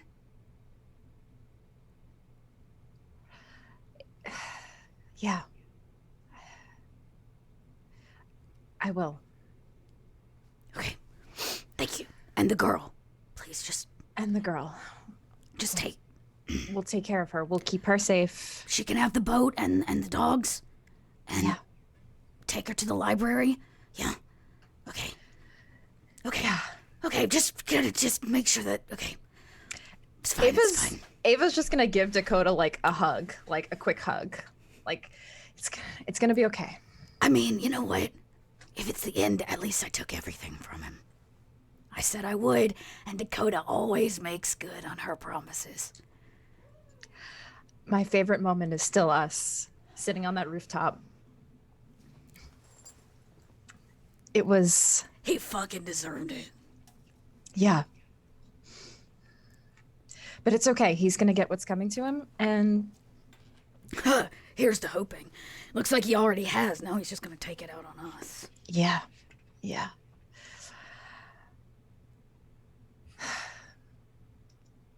And as the conversation winds to a close, Ollie will arrive. This looks emotional again. Nah, I mean, I can go back. We're going to the club. What? That's all we're here for, right? Everybody, we're just here to dance. Yes. I grab the two of them and put them in my arms, lock arms. Let's go. And Ava, being the master of her own, character that she is able to put forward, there's not an ounce of fear in the way Ava presents herself. Pure confidence, like this is just another night at the club. As she strides forward into the tattoo parlor with each on an arm, you make your way downstairs, and the muted music from behind the door is heard while Rattail ripples into existence with a grin on his face. Welcome, and welcome back. Good to see you. Yeah. We're just here to dance tonight. And he holds out his hand. The card. Oh, yeah. Oh, right, duh. Yeah, the card that you have. He Yeah, takes it from everybody who has cards. one, and he pockets them, and he stands out of the way. Enjoy. Unless you have words for him. Actually, Dakota does. Sure. She looks at Ava and Ollie's like, Hey, maybe we should not go in together. What? I look at Ava like I'm the target. Like, don't go in with your bait, basically. Okay. I'll walk in. Ollie first. Yeah. He just moves forward, opens the door. The music becomes overwhelming. It's like this thick electronic dance music that's just completely dominating the sphere. And the door shuts closed and becomes it all muted again. Ollie, as you stand before you, may wits awareness me as you cast your eyes upon the large crowd below you, up on the spiral staircase / metal scaffolding. Yeah. It's not exceptional, but I could do well. 3 successes. Okay. As you make your way down the stairs, you actually do catch a familiar looking back of the bald head. You recognize it because of the tattoos that crawl over the scalp and the back. He's facing away. You're not sure if he's talking to somebody or not, but he's certainly facing away from you. All right. Then, is he down on the dance floor or is he He's up? down mingling. He's in the down on the dance floor, closer to the edge of the wall, but he's got a big crowd near him, though there is a definitive gap of space, about like maybe a foot, that seems to be a majority of the crowd from him. There are still a couple people near him, but it seems like the crowd is kind of staying away. Anyone that I might know around him? It doesn't look like it from here. Okay. I'll just grab a glass, look on a table, grab a glass, and move over to the balcony and just kind of like hang shoulders over the balcony. Okay, so you don't go too far from the stairs as you walk past the spot. You go down, grab a drink, and then back up and lean on the scaffolding balcony that goes over the center of the room. Who goes in next? Is it Want us Ava? to go together, or should I just go? I'm trying not to make it obvious for our nose friend here, who's very much like chilling. He's watching, I'll meet you in just a second. he's picking at his fingernail with a knife as he's watching. Okay, Ava will walk in gracefully. Wits awareness. Wits awareness. Let's see what we got. 2. You do not see him immediately, but you do see Ollie over by the scaffolding past the stairs. You just walk past the stairs. There's like that balcony that overlooks the dance floor. Okay. I won't go to Ollie, but I will go and grab a drink and You start to mingle. yeah. All right. We see Ava immediately. Ollie, you kind of watches her. You watch her as you each catch each other's eyes for a moment, and she elegantly glides down the spiral staircase, scooping a glass off of a nearby table full of wine or some red liquid. You're not sure immediately, and you see her just blur into the crowd. Like the crowd just absorbs her naturally, which leaves Dakota. Dakota waits like a good 30 seconds, right? Tries not to Rat Tail's still look picking at his nails. obvious. Dakota puts her hood up and And every time he tries- flicks the knife, you see gunk just flick off the tip of the knife. Every time. It seems to never get clean. So, I'm just trying to make small talk while I wait, so it's not obvious. He's looking at hear you from- with a wry grin as he's picking his nails still. You hear from Bass? Not yet. Well, you know what? Tonight is a very special night. That's why we're here celebrating. So if I make it out the other end and Bass stands you up, come find me. And I like He pat him looks on at you the with a shoulder. confused look. Doesn't matter. He's like, I'm the bouncer, and he kind of reaches forward and like puts his hand on your shoulder. What do you mean, make it out the other end? I'm saying, when you party hard, right? Don't give me a reason to keep you out of this club permanently. Okay? It's a friendly gathering. Fangs out. There's trust here. Yes, there is. Which is why I'm here. He kind of hesitates for a moment, but then kind of shrugs. And he's like, I can't do nothing until you do something stupid. So don't do something stupid. I'm not stupid. You know me too well for that. He shrugs, quickly sheathes his knife in his belt, and just, you see him disappear. Nos. I say under my breath. Always disappearing. And I Reach forward with your hand, pull the door open. I and pull it creaks. open really confidently. I do put the And- hood up, but I pull it open with no fear. Yep. And can I please get a wits awareness?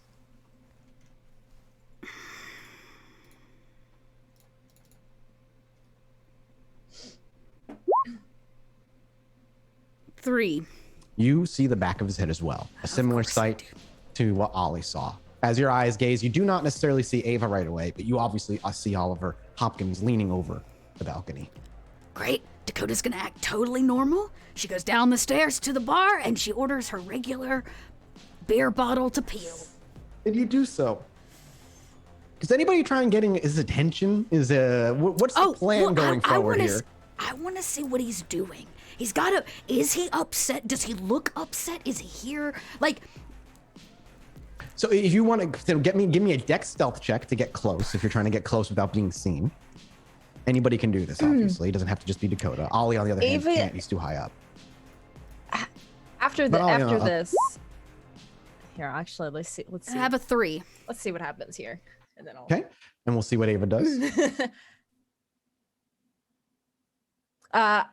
For Ava, I was going to eventually, after some time, try to awe the crowd a bit and get more eyes. That would be against the rules. You're using a discipline in an area that is somebody else's domain. Okay, I will. And there are mortals here still. So that can't. But what would you like to do? I'm gonna go onto the dance floor and start dancing. Okay. Do you want to stay close? Are you trying to like quietly get close to him to see what he's going on, or are you just trying to stay in the? Okay. Give me a charisma stealth check. Cool. I like that.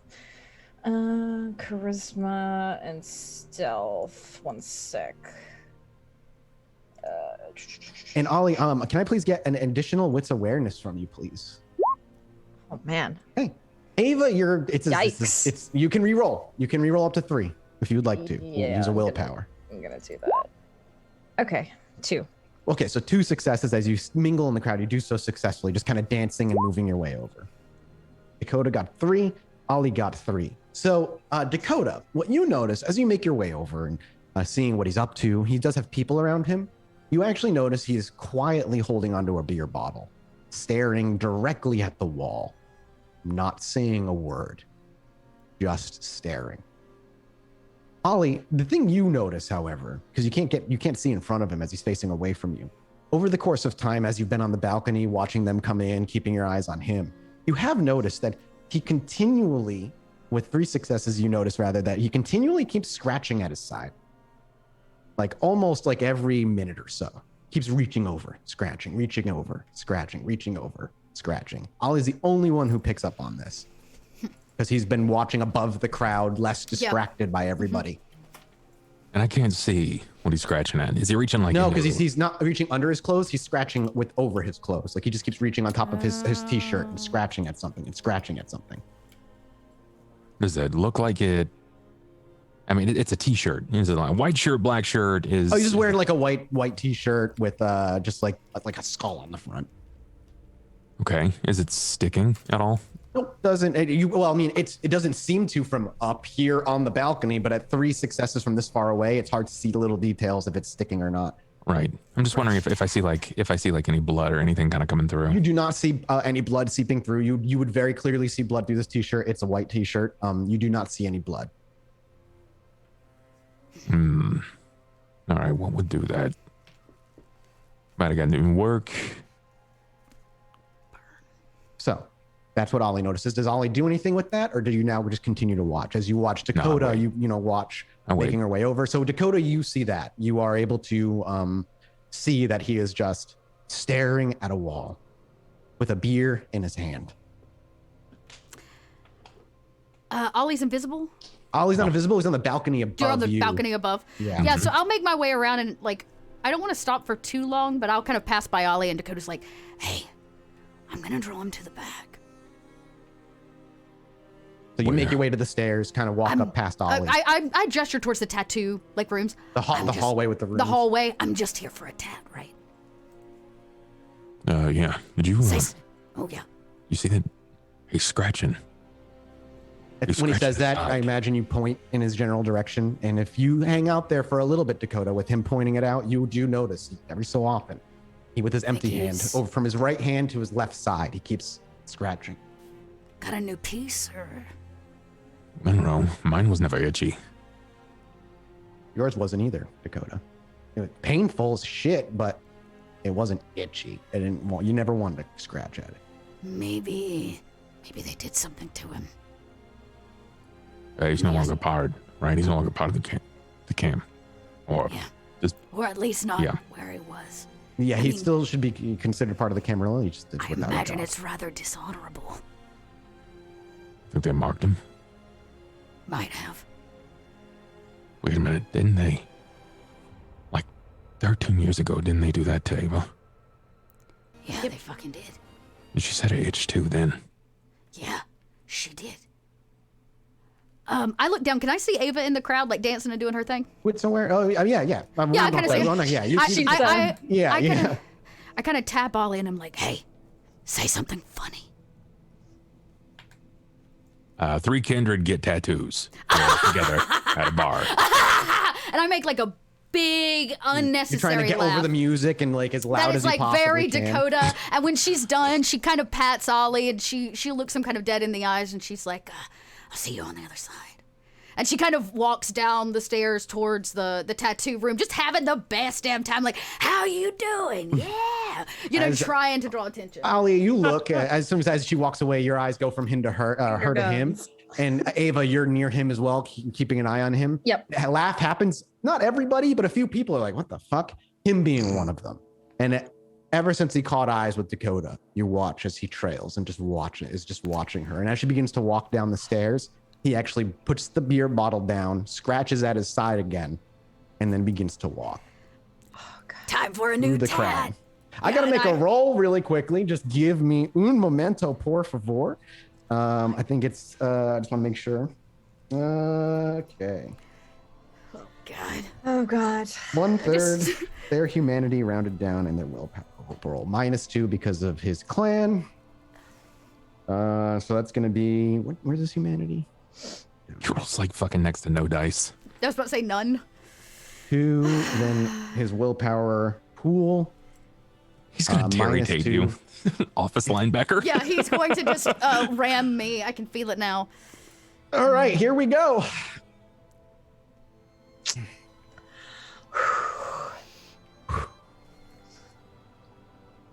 Wow, what a fucking... I rolled...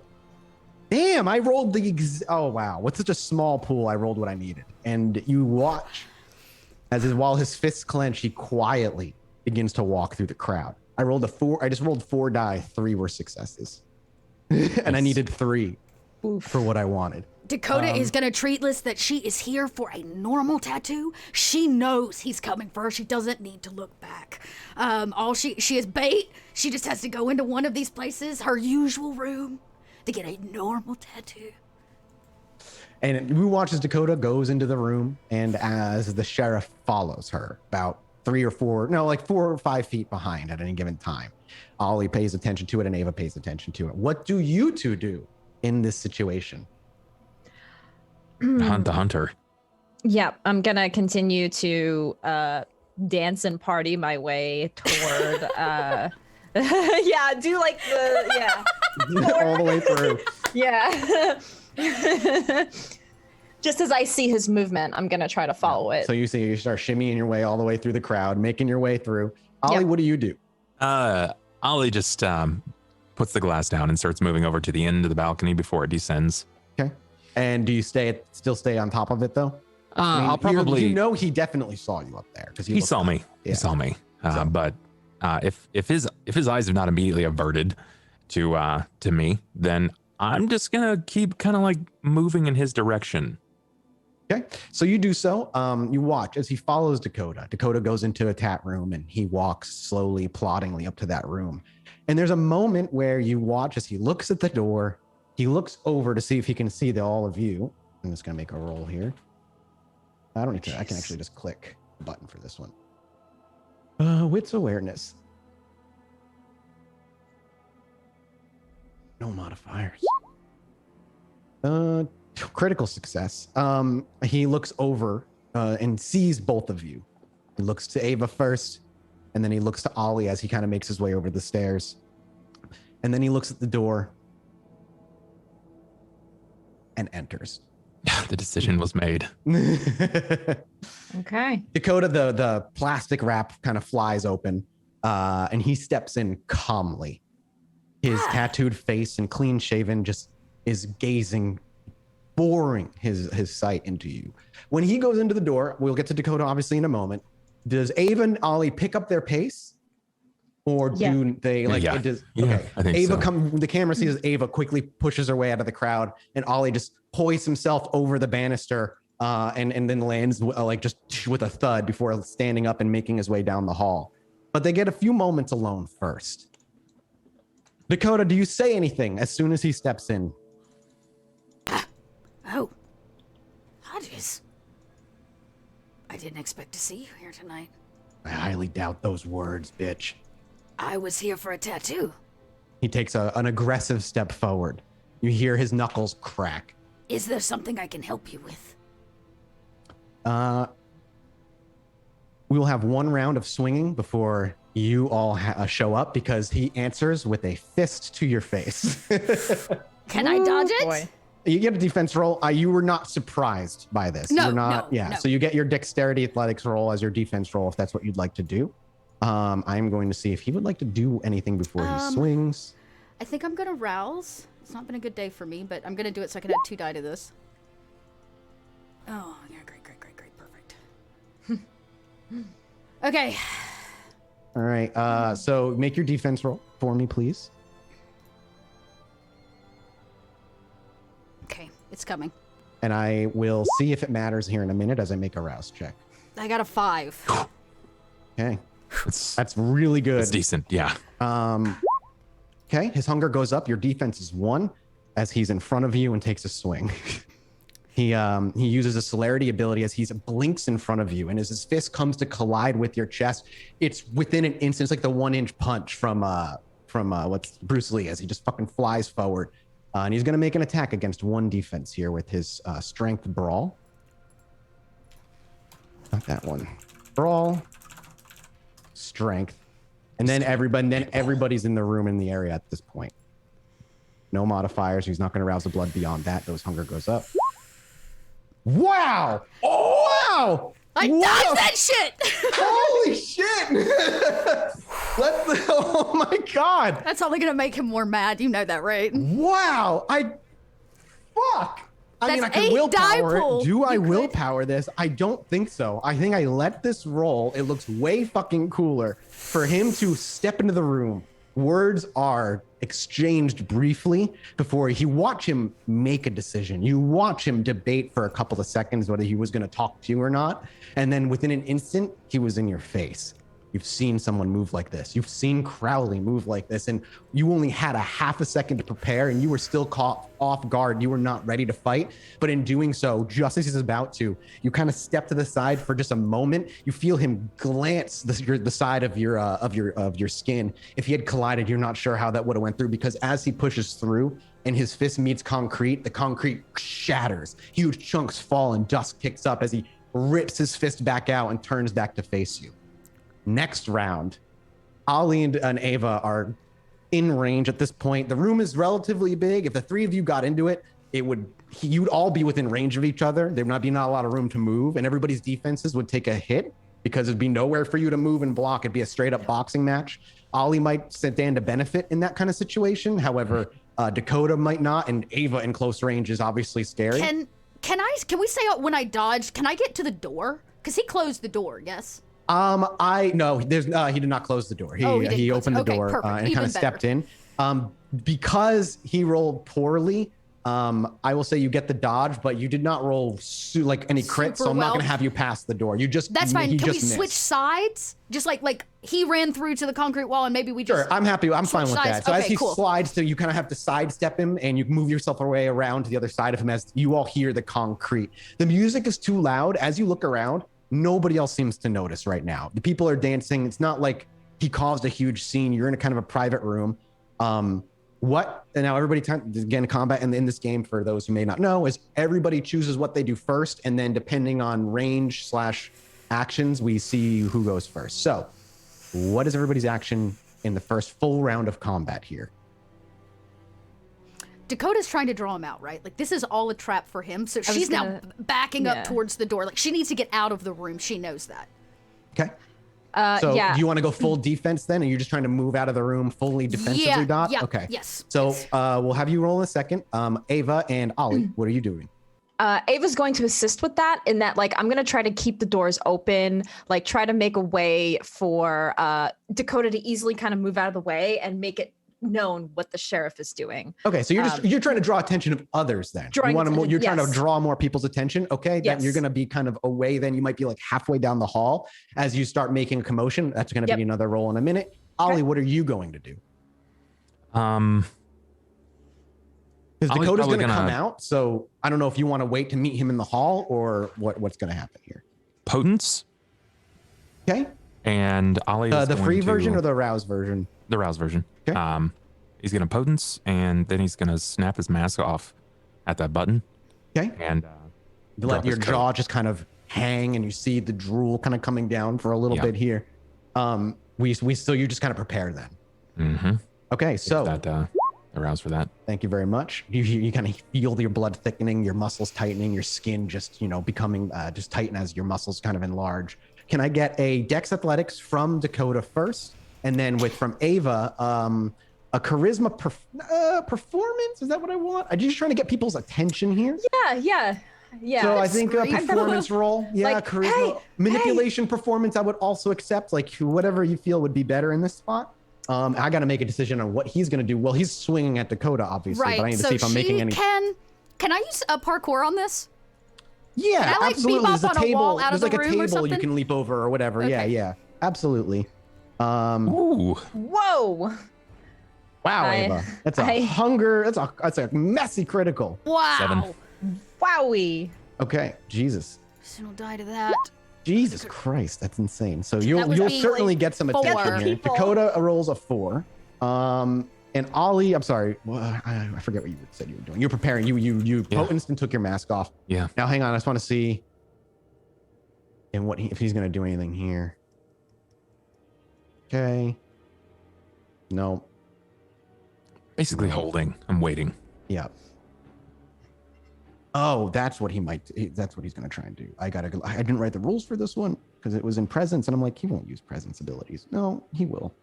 Of course he will. He's a Bruja. All right.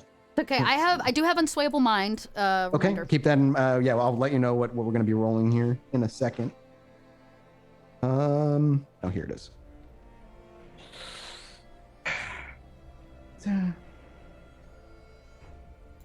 Oh man, that's really nice.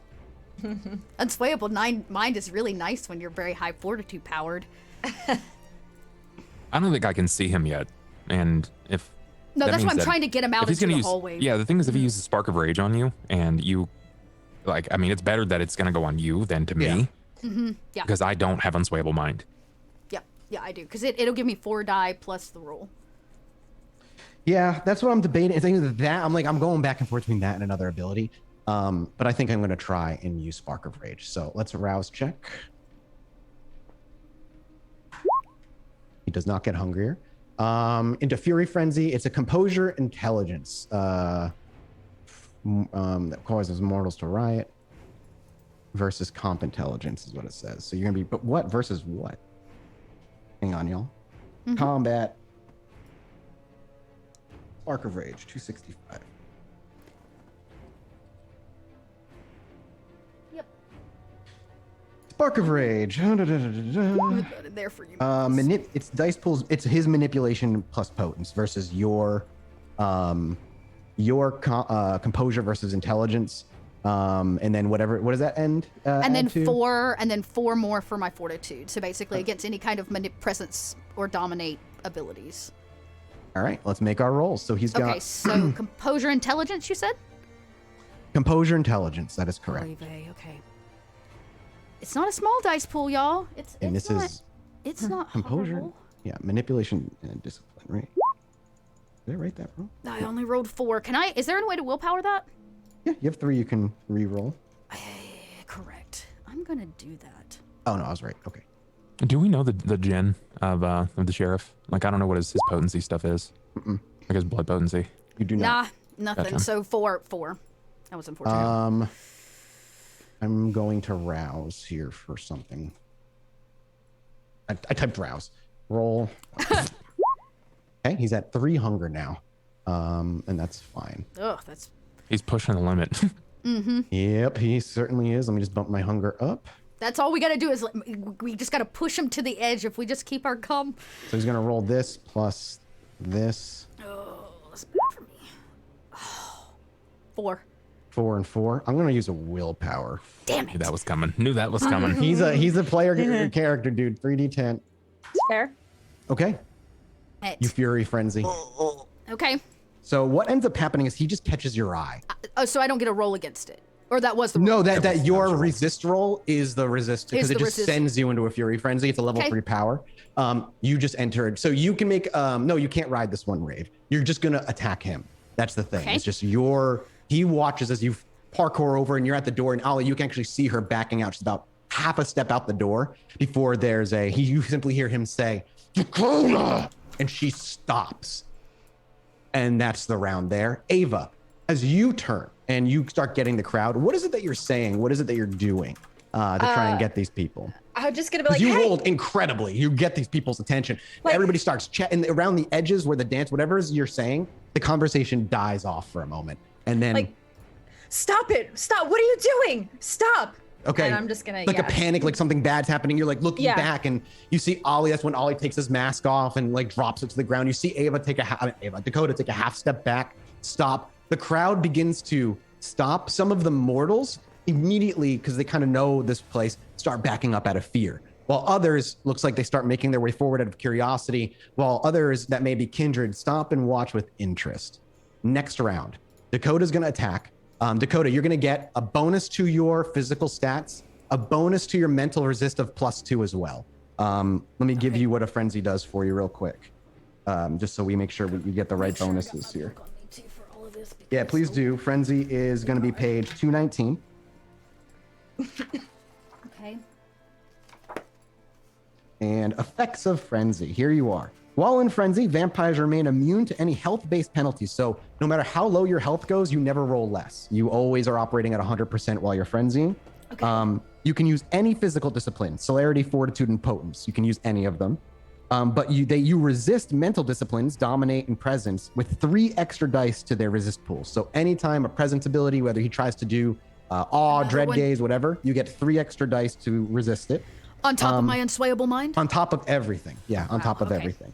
And then if the ability has no resistance roll, he has to roll against a +2 difficulty on top of what it would normally be. Okay.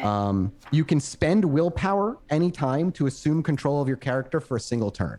So you may Okay. use willpower to control your character. So if we go into this round and you use a willpower, you can take control of your character and finish getting out of the room. Get out of It's just the going to room, yeah. cost you a willpower point to do it.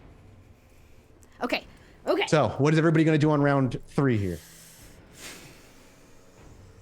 Yeah, Is go this ahead, round? Ollie. This is technically round 3. Technically, it's round 3 because Dakota and the sheriff had a round. they had their initial privately. round. Had Gotcha, to round yeah. it up. Yeah, so Dakota, he stops her and she frenzies. I imagine she gets kind of furry. The beast as dares to continue to toy with you. This man, how dare he even try to step into a place that you consider safe and hollow, and that he's going to start and fight you here. He can't have the words to take it outside. And Yeah, Dakota just turns and says, I trusted you. I was the only person who fucking liked you. You Do you ruined use a willpower everything point? You touch, Hodges. Yes, I do. Okay, use a willpower point, and you're going to finish coming out of the room all told. Okay. Yes. Ollie and Ava, what are you doing? Ava, you can continue to Yes. kind of speed it along. I'll have you make the same roll again. Yes. Ollie, Dakota is all the way out at this point. However, the way she's carrying herself, like there's a struggle happening. The way she's speaking, it's guttural and in her chest. And as she's stepping back, you watch as animalistic features start growing on her. I'll call out, get Rat Tail. Where's Edith? And then I'll Get in. as soon as she finishes, I'll stand in front of her.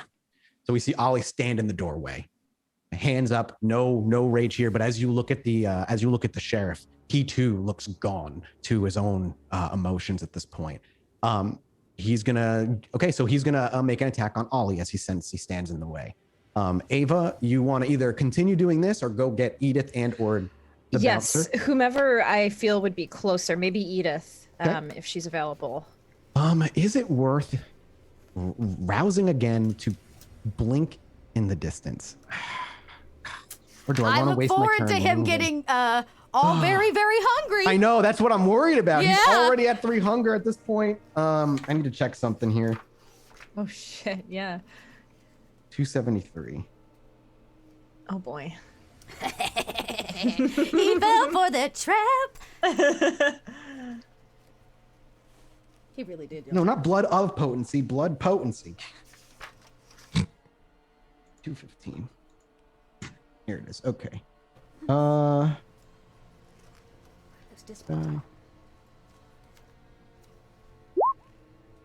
Okay, I'm gonna go for it because at his blood potency, he can re-roll his rouse checks for these levels and below. So.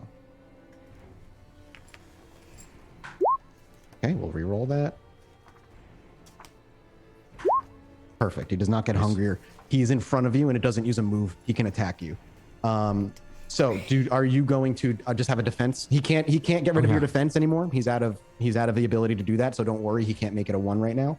So if you are going to defend yourself, it is going to be a dexterity athletics roll versus his strength brawl. Can I lean into this in as a counter move, like a boxing counter move? To add your specialty to it? To potentially can I just try to? I want to try to catch him. I basically want to try to catch him. Try to grapple him. Grapple. I want to grapple this guy. I want to brawl him down. You do have a specialty in brawl, right? Or am it is a brawl specialty. Yeah. Okay. Yeah. All right. So yeah, I am game. It's still gonna be. We'll do Dex brawl instead of Dex athletics. That way, because you're trying to counter and grab his hand before he can do so. So at what you see and what Dakota can see past him is he's on the other side of the room, and very similar to how you've seen Crowley. In a blink, all of a sudden there's a blur, and he's in front, already going to drop a punch at your grotesque mouth. Okay. All right. I am also.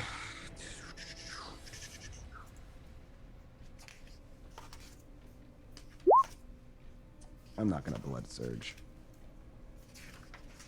Oh man. Yeah, not gonna blood surge. It's too risky at this point to blood surge. I got my. Oh my god! What a roll! That's a beautiful roll. Okay, strength brawl. Please.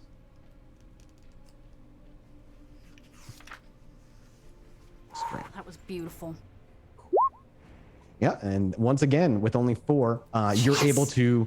As he throws his hand forward, your arms are able to quickly lock. You throw a block like a boxer, but you're able to also kind of snag his forearm. You're technically in a grapple, more or less, for the point of moving this for the next round. Sure. Ava, you are heading to whom? Edith's room, where there's where it's shut and is likely locked, or Rat Tail, who's at the top of the bar. You know what? It's a bit more of a distance, but I'm going to try to go to Rat Tail. Okay. Well, you getting to Rat Tail will take 2 rounds. This round and the next one you'll arrive. All right, that's fair. Dakota, you took your. Was that this round? You willpowered and moved all the way back. I willpowered and moved to the back wall. I imagine Dakota's clinging nails in the wall, just yeah, you can actually hear the brick behind her slowly crumbling as her long animalistic nails that have grown forward at this point are starting to rip into it. She's almost trying to hold herself back. Do you spend a willpower next round or no? Oh man. Yeah. If not, you animalistically are going to try and get through Ollie to get to him. And you can feel that. It's just something that you're there's almost this, it is not hatred for Ollie specifically, but the fact that this person is in your way. Ollie, right. Ava, stranger or not, they need to get out of the way. You need to fucking kill him. Yeah. Yeah, I don't want to kill Ollie. Obviously. Yeah, I dropped my book. Yes, Dakota is gonna give me a willpower. Another willpower. And you have a complete control over yourself in this round as well. What would you like to do?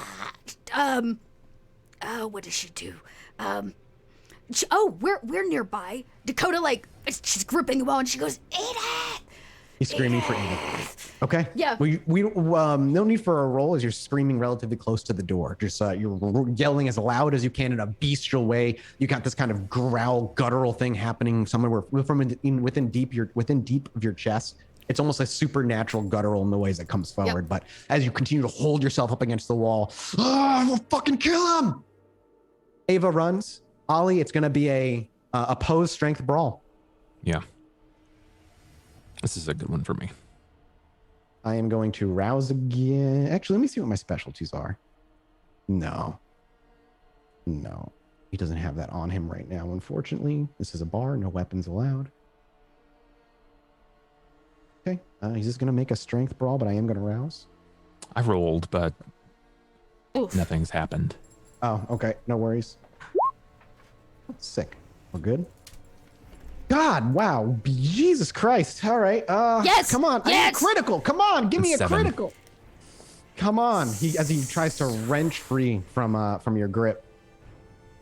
Oh wait, fuck! I gotta re-roll that. I didn't add my modifier. Sorry. It's fine.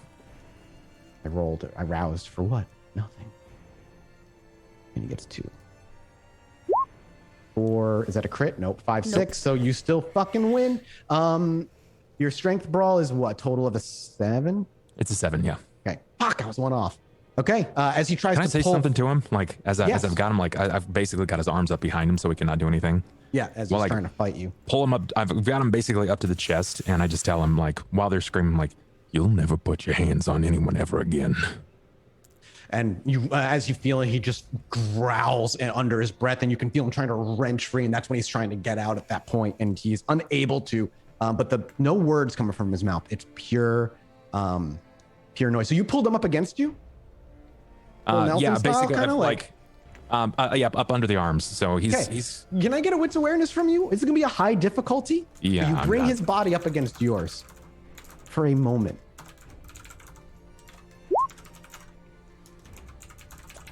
2 successes. 2 successes. Would you like to re-roll one of those? Nah, Or you it's can fine. even re-roll the 2. Okay. You don't notice with 2 successes, unfortunately. So that's for the that's- record, those are my straight dice rolls. I'm Yeah. not including the potence of plus 5 successes on top of it. Sure. That doesn't matter all that much. Look, you're not doing Yeah. damage to him. You're just doing defense. It's just feats of strength. Yep. That makes sense. And it's till the scene ends, correct? Correct. Okay, cool. You have him in a control. He can get out. I'm just gonna have to use a power to get out. Sure, I basically, and figured. that's the shitty part. Next round, as Ava's gonna make the rest of the way up to the top. Dakota, would you like to use another willpower point? As you now are seeing, like, it's gonna be hard not to try and, like, if you let go, they're both gonna get fucking injured. Fuck both of them if they're both in your way, as long as the sheriff dies. The Is beast it- just wants them both dead. Just because Ollie's in the way. How dare you? Yeah, fuck. I know. How hate- much willpower do you have left? I have 2. I know. Like, you can use a willpower and then go attack him by, like, you have control. You don't have to attack Ollie, but you use a willpower in doing Yeah, it. but I can't. I still need to prove I didn't attack first. I need Sure. to be on the defense here. Sure. I can't lay a hand on Hodges yet, and Ollie hasn't either. Like, we can't do damage to him until somebody else witnesses this. Sure. I guess I'm gonna have to use another willpower. That's all I can do to take All right. control. You take you use another willpower point. so You I- have control. You're screaming, Edith. You're not sure if somebody heard you, but there's one of those, like, there's no point in shouting anymore, because if they didn't hear you, then there's nobody there. But it's going to take more than 3 seconds for somebody to come at the door. That's how long rounds are in World of Darkness, Yeah, by the way, yeah, for yeah. people who are viewing. They're 3 seconds long. It's not a lot of time. So willpower's the only way to subside. the To frenzy. completely not, because if you give control, the beast just wants to kill Hodges, and whoever's in the way, if they get hurt, like, you're going to swing at Hodges as the beast, but there's a chance you just swing wild and you end up doing damage to Ollie as well. Yeah, there's people watching, right? There's people watching. Oh right yeah, now. there's a audience So then- that Ava has turned as you've pulled him out, like, Okay. it's all visible. So then they You can- definitely saw him attack me. Yeah, there's a that's a good point. They would have seen him come forward and take a swing as you The first blocked swing the at shot. Ollie? So you would, yes, you would have seen That is all I need. Dakota gets down on all fours. You can see it's like a cat, like just. And keep in mind, ready this to fight has been pounce. happening now in public for less than 3 seconds. It's been 3 seconds. Want to get Hodges right? That's what the beast wants. Yeah. Okay. Dakota gets down. And frenzy lasts until the subject is taken care of, or they've been knocked into torpor. Okay, she's gonna get down. Ollie's a big dude, right? Yep. And they're like in a grapple. So I imagine his Yep. legs are wide. And he's like holding onto him. Yeah. Dakota is going to kick off the wall and scurry between Ollie's legs and take her claws and rake them down. You're just gonna do his, like, damage to ankles. his back. His knees, his legs, just. So I'm on the opposite side of him to try to flank him. Okay. Are you using a power to induce aggravated damage here? Yes, I'm going to use. Well, okay. Oh my God. Yes, I have lethal body, which is free. And lethal body does what again? That's how often we fight in this game. Here. Arnold attacks Aggravated to damage. mortals. To mortals. To mortals. And then that one's free, so I don't have to activate it. This is you why just I ignore didn't use that armor if he's willpower. wearing it. That's all that's going to do for you right now. I'm going to use toughness. So that's actually what I'm going to rouse for. Okay. Rouse. And toughness, rouse 1. All Not a vampires single rouse today. What are you at for hunger? 3. Okay, well, now you're as same hunger he is right now. Yeah. Oh, she's pissed. While this power alone gives no protection against banes and other aggravated damage, the protection it confers adds up in the long run. Subtract fortitude of the defender from all superficial damage sustained. Okay, this occurs before having the damage and cannot reduce the damage below 1. Got it. So this turn I'll put that on. So that'll be 4, just so you know, Mathis. Yep. Before having, and our resilience is already on, so those are all free. So you're not doing aggravated right now. You're just doing superficial damage, basically. Basically. Okay, cool. Just want to make sure because you didn't. Now you do start your aggravated. claws. My claws do aggravated damage. That's what lethal body is, right? No, lethal body is specifically against mortals aggravated damage. Oh, you're right. I'm sorry. Your claws, I think, is a rouse to sprout them that does aggravated damage to mortals if you have feral weapons. I do have feral weapons. That's a rouse check. That's what will give you aggravated damage. Oh. Well, can I rouse twice on a turn? I don't think so. I don't think so. I'm gonna go into this with this first. Okay, cool. So you got toughness on is what you built. You build defense first. Because he's gonna turn around. Yeah. Okay, you're gonna strength brawl him. And he's strength brawling Ollie. He's not gonna split his die pool between you because he'd take a penalty regardless. So he's just gonna go straight 1 defense against Dakota. But he's gonna try and resist Ollie here. But I just want to see if he's have gonna end up a 9. 9. Okay, so he's gonna take that. Wow. You ignore armor. He's not wearing armor, so don't worry about that. That was almost a perfect roll. Yeah, that was 2 crits. She is 5, 6, 7, 8, 9. fucking pissed. Okay, and then since it's superficial, it halves. So 9, but a round up, so he takes 5 superficial total on his health. That's huge. sheet. Yeah, 1, 2, 3, 4, 5. Let's do that, and that. Okay. As you rake down his back, you watch as like wounds open. Now, obviously, as you watch, they kind of begin to close very quickly.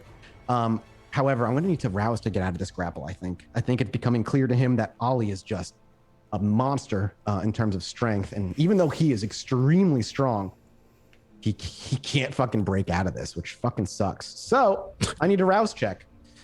And I will not be able to re-roll this rouse check because it's the level of power that I cannot re-rouse. Fuck. This is hard. This is hard. So do I rouse on something that'll last, or do I rouse on something that'll get me out of the situation instantly? But then I still have a chance. All right, I will. All right. Well, you know what? We're gonna rouse the thing I can re-roll on. It's less powerful. Fuck. Let's re-roll that, please, God. Thank God. Okay. He too turns on prowess. So he's going to add his potence rating to unarmed damage and feats of strength. Yep. His potence rating is 3 comparatively, though. Yours is 5? 4? Yeah, so 5. He's not as good as you are in terms of potence. I'm just going to roll. No modifiers. He's not. Yeah, he can't rouse again. Fucking hell. Goddamn motherfucker. And then you critted. There's just no way. So he can't get out. There's no way he can get out of this grapple as he struggles again. I'm going to have to do my other. God damn it. All right. Ava, you make your way up to the very top, and then Dakota, you rake down his back for 5 superficial damage, opening wounds and cutting down to the tendon and bone as thick vitae begins to seep out of it. What's your hunger, Dakota?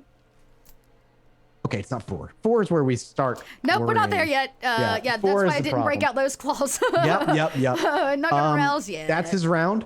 Okay. You on this turn, Ava, you swing open the door and Rattail kind of ripples into existence. When you do so, and he just looks to you as like, oh, hey, what's going on? We need help. Hodges, Huh? he's causing trouble. the sheriff? Oh, fuck. And he's Yeah. like, I don't know, what the hell am I going to do about that? And he looks down. He's like, what about the other bouncers? And he looks down and you actually can see there's a couple of other kindred that are starting to come out of the crowd. Keep in mind, it's been 6 to 9 seconds when the combat started. They're still making their way over. And he looks out and he's like, God damn it. It's been so long. And you just see him, he ripples out of existence in front of you. You can see now, you can hear, cause he's not moving silently, like footsteps on the stairs, ding, ding, ding, ding, ding, ding, making his way downstairs, knowing that he's listening and he heard and he's on his way over. Okay. Dakota, what would you like to do? Would you like to use your last willpower point and incur some penalties that you won't feel until the Fury Frenzy's over? When the Fury Frenzy you do not feel penalties. So the Fury Frenzy will continue to keep you working as normal, but if you survive, once you're out, you're going to get hit with exhaustion. That's going to give you minuses on everything, basically.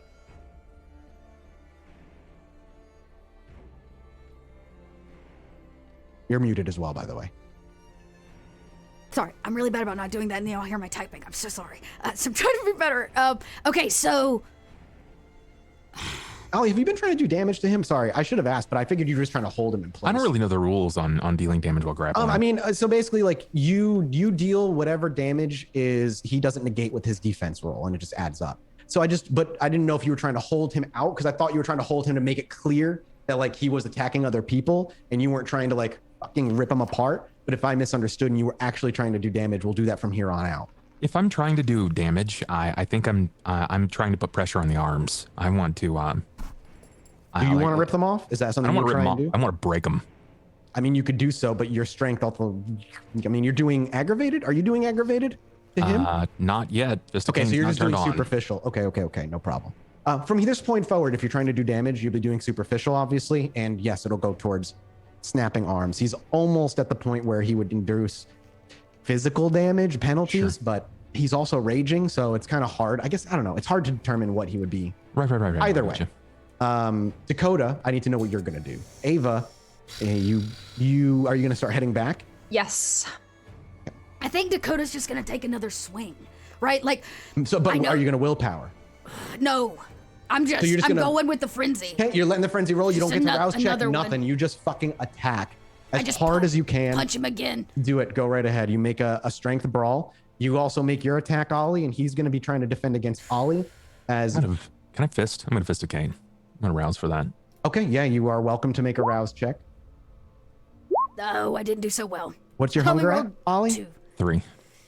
God, if it was 4, that would have been great. Damn it. Okay. I bet it would have been Fist great. of Cain is the aggravated. Everything is aggravated. Does it turn against kindred. everything is aggravated? Okay, Yeah. gotcha. All right, make your fucking roll. Yeah, Dakota's just No, he has to swinging. roll. He has to rouse. That's right. He has to fucking rouse. Fuck.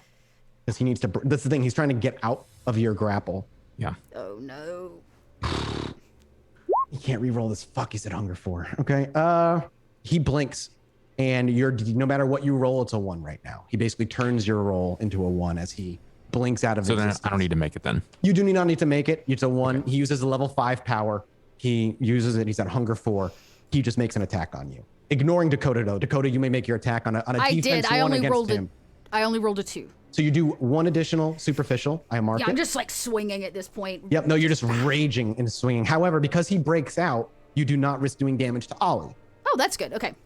All right. So is he attacking me or? Yes, because he's turning Okay. to you because you're in front of him. In order to break out of this, this attack has to be focused on you. So now I need a opposed strength roll. No, this is against just your. No, you're good. You're done. This Okay. roll is against 1. All right. 10. Oh my God. It's a crit plus an additional 10, 5, 6, 7. He doesn't have Fist of Cain. He doesn't do aggravated. He does 5, 6, 7, and then his potence 8, 9, 10. He does 10 superficial damage to Ollie. How many health do you have? I have 6. So you will go up to full superficial. Yep. And then the rest make up to aggravated, basically. You're taking aggravated damage at this point. Okay. As his one fist just -1. Sorry. So how many aggravated did I say you take? It's that -1. Okay. So then I have 1 aggravated. Okay, so you're at 5 1 superficial. aggravated, and basically what you watch, Dakota, is you watch Ollie as his muscles again kind of swell, and you can see him making an attempt, ready to just end this fight. Is the And 10 in not that- halved? Because Because he's not using fist. He doesn't have Fist of Cain. He does not have Fist of Cain. It's all superficial damage. He was doing So- toughness, so yes, it should be halved. You are correct. So actually, he would be doing, so if he did 10 damage, halve it, I guess he would take 5 superficial?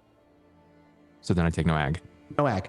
Okay, that's fine by me. He just collides with you can feel all your ribs shatter as he punches you, like your chest, as he quickly spins without you being prepared. And you can actually hear, Dakota, the loud cracking and snapping and the immediate like collapse of some of the skin under the shirt as it just crumples underneath.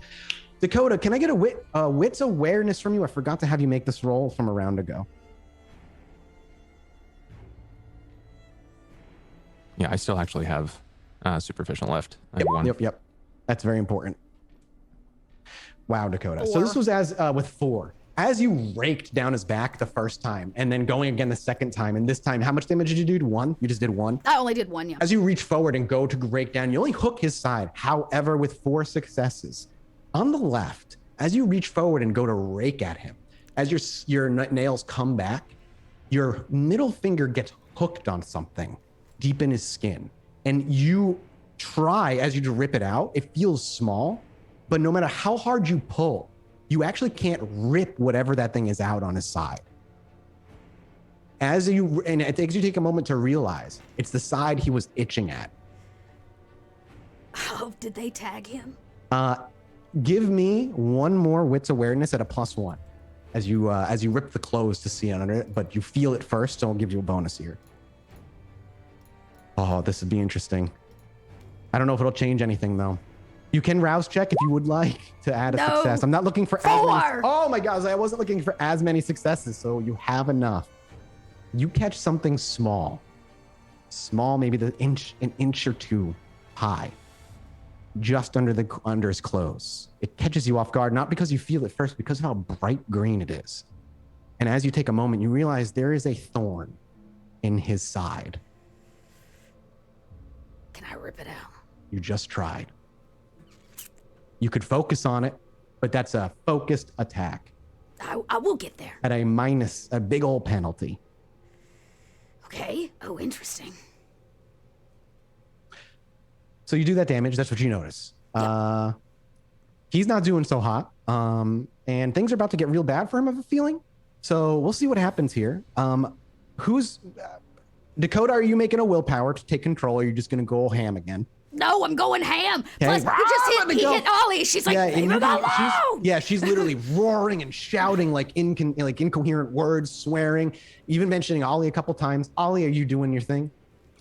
Are you going to punch very hard? I'm going to try to break his arms. Ava, you mingle into the crowd. You see there's other kindred kind of making their way over at this point. Can I try to listen in on the sentiment of what people are saying, what's happening? Do I get an idea? Absolutely. Please give me a you're probably talking to people, trying to pull their information from them. Yeah. So give me a manipulation persuasion check. Okay. Where are you? Persuasion, manipulation. Got it.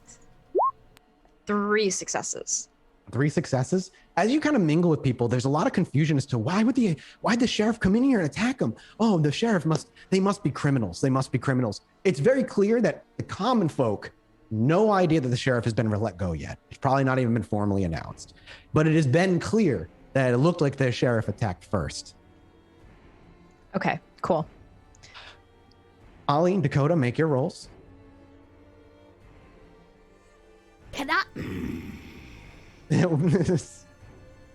So hard. I just can't decide. Nobody's here yet.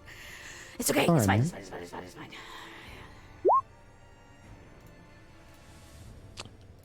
Willpower. Okay, re-roll 3. Strength.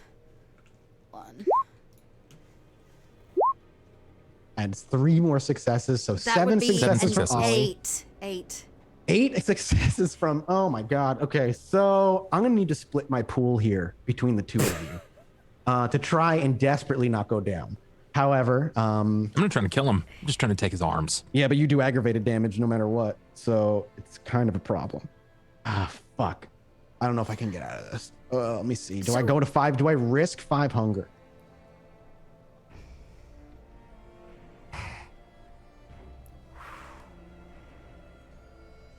Yeah, I gotta risk 5 hunger. I gotta get out. I gotta run. He can re-roll this. No, he can't re-roll this one. Do I go unconscious at 5 hunger? It's at 6. It's the failed hunger. It's the failed. It's the yeah, failed. all right. Fuck. All right, Hodges. Let's roll, buddy. We gotta go. It's time to run. Yes.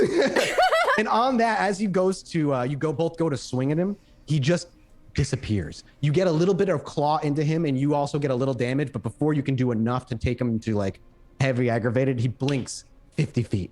And you see him at the edge of the crowd. He's not able to get to the crowd. He's still very clearly there, but he's clutching his side. He's fucking screaming, but that's when he stops. Because that's all the willpower for controlling his own actions in this turn can get him. Before the Fury Frenzy retakes hold and we move on to the next round. And he's out there with all those people and now. then he rolls his shoulders as he gets to the edge of the crowd. And you just see him turn, and he looks like he's ready to fight some more. Jeez. All right. I don't know if I want to use another willpower, but I feel like I have no fucking choice. Shit. What are we at here for willpower? Dakota's, when he disappears, you hear her yell, Hodges! He's got a little bit here. All right, I'm gonna use another willpower. I gotta make another rouse check and hope. God, because if I get to 5 hunger, I'm out. I can't use abilities. I just can't. Fuck! All right, he uses his ability where he goes to 5 hunger, and before you even can do anything to him, he disappears into the crowd again. You actually watch him begin to hobble his way up the stairs. Ava, you see him at the stairs beginning to make his way up the stairs.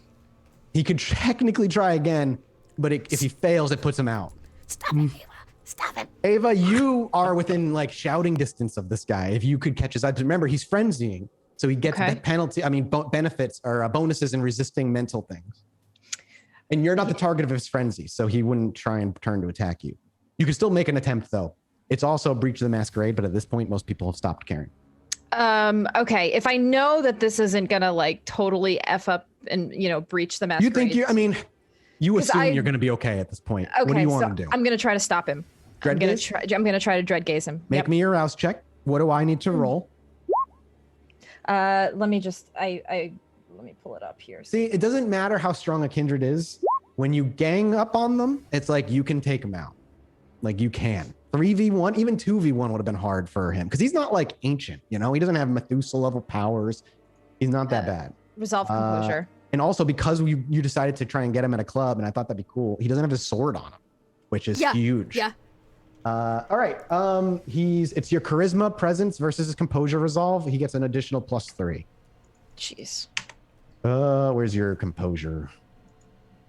There it is. Hey, he's got a good pool, man. For this makes sense though. Come on. The fates are on our side. Haha.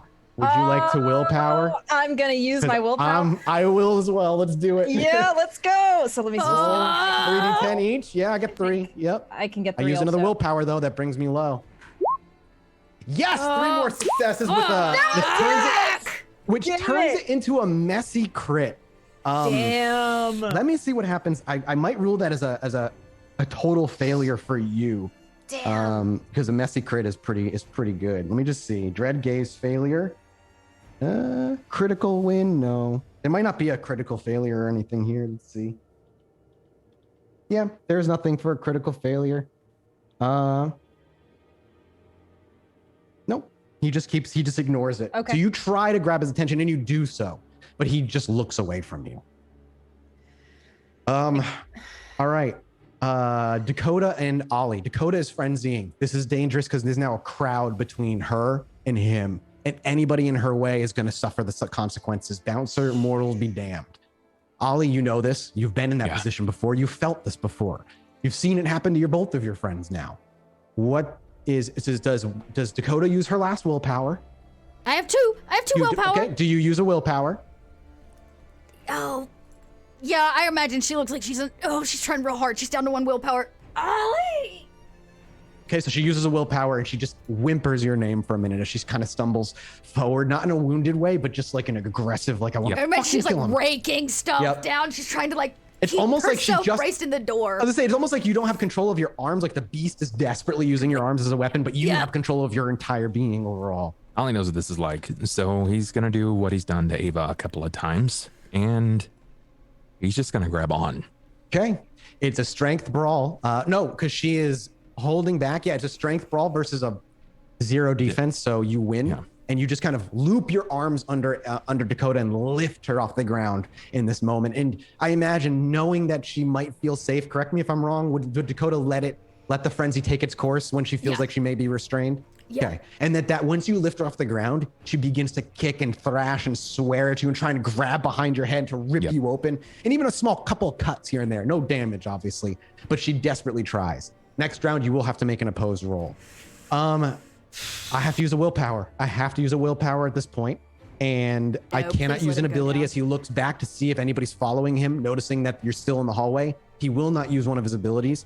However, it's at this point, Rat Tail ripples into existence in front of him before he gets to the stairs. Hey, buddy, I don't know what the fuck's going on here, but you cannot he's like, I understand you're sheriff, but you gotta let Edith or I know if this, you know the rules. And there's clearly trying to stop him. Ava, you're the only one that can really hear him. And there's a large amount of uncertainty in his voice. There's nerves and like he's not quite sure what to do in this situation. And the sheriff just puts his hand on his shoulder and quickly just shoves him off to the side. He doesn't really try to stop him because right now he still carries status with these people in their minds. And so he sort of kind of carries that merit. And while they try to stop him, they don't stop him from leaving either. And so he makes his way for the door and you just see him open the door and step through it. You don't see the door shut though. That's all he makes it on his round, is just outside the door. Ava, what would you be doing in this round? Would you be chasing him? I'm gonna follow him. Okay, so Ava makes her way up the stairs and you'll be at the top of the stairs. You can see past in the door. He's only on the other side of the door. Okay. We'll get to you in a minute because that's your round. Next round, Dakota versus Ollie. Let's go. Strength brawl. Yeah.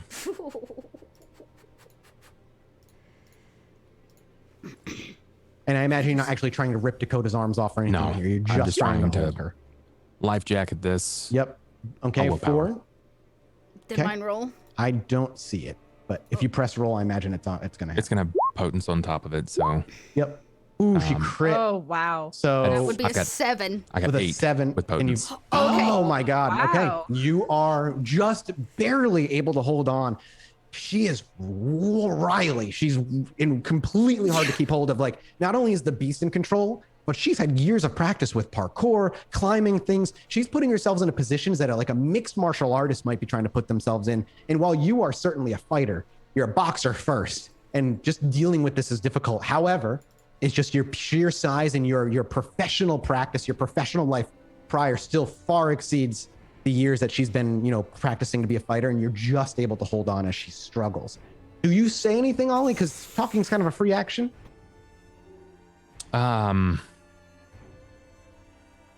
Not anything that she's gonna be able to get out. Because I knew at that time that I wanted to say a billion things, but nothing of it was coming out. So I just tell her it's okay. Soothing. It's okay. Okay, and she. Like I'll fucking flay his fast, shall feed it in my fucking Like, Yeah, exactly. It's I'm like trying to spittle put is a flying cat into a carrier that doesn't yeah. want to go into. Oh God, That's I'm what having this flashbacks is. to the Yeah. flight of me moving. That was the worst. Ava, what do you want? Do you want to try and get his attention again? Yeah, I'm gonna be like, where the hell do you think you're going? So we see him stumble forward. He uses another willpower. He's on his last. As he makes his way forward, and Ava follows suit, and you kind of shout out, "Where the hell do you think you're going?" And he does stop for a minute, and he turns back, and he looks to you, heavily breathing, still kind of clutching his side, and he just looks to you and says,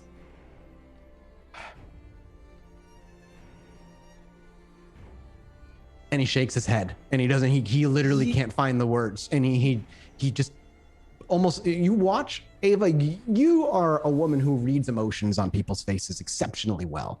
This is your forte. You pick up on this stuff. And there's a genuine it looked like he made a decision, and it looked to you like his pride won out there. It did not look like it was a beast or a frenzy. He genuinely looked like he might actually for a minute talk to you, and then his pride beat out and he just turns and leaves, or goes to leave. You still have his eyes. Would you like to do anything? I'm just going to try to convince him, if you walk out there, you're dead. Would you like to use an ability to try and convince him, is what I'm getting at here? Or would you like to make just a flat roll, knowing full well this man is in mid-frenzy? Yeah, no, I'll use an ability. What would you like to use? I'm going to, if I dread gaze him, I'm going to try to entrance him to stop. Okay, you could try and entrance him. You could also try and drink from him.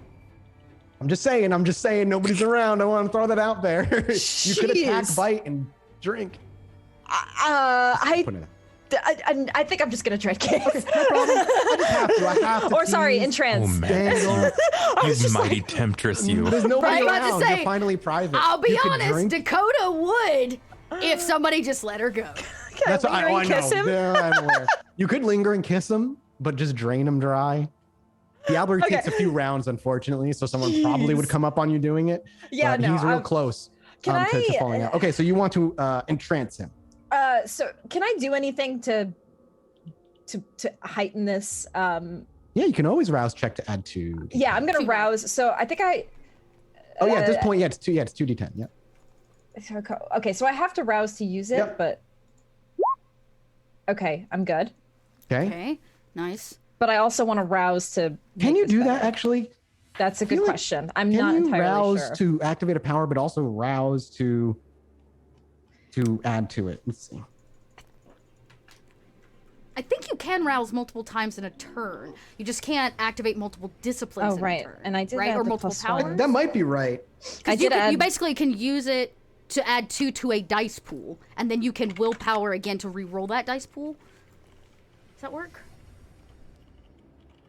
Yeah, it doesn't say anything about one around. Okay.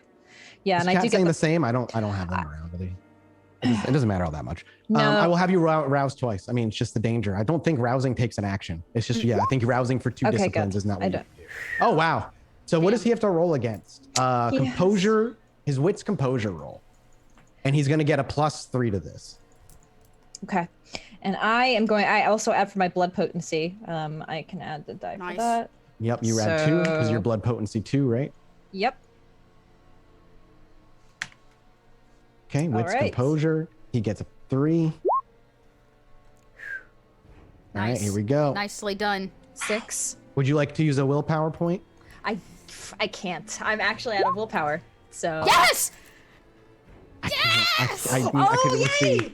Did you roll a crit? 5, 6? I rolled. I could just re-roll one. 3, and I could, but it would knock me out of willpower to do that. So I will allow the. The Yeah, problem is if 110. he lets it happen. Oh, Does he Be drop the honest with the character, torpor? man. Just be honest with the character. Well, I know, but the honesty of the character is he knows he's on the verge of not being able to control himself anymore. So, does he resist and use his last willpower, or does he hold on? No, because what's going to happen with entrancement again? He I is think 1 just- hour plus per point of margin of victory. If seeing ads use their presence pool. So you add their presence pool. You add your presence pool from trying to convince him from this point on. Requests resulting in obvious harm to the subject or loved ones or that oppose their tenants fail. So you basically have a better opportunity at trying to convince him, but it's kind of a hard out situation to do right now because he's aware that he's kind of in trouble.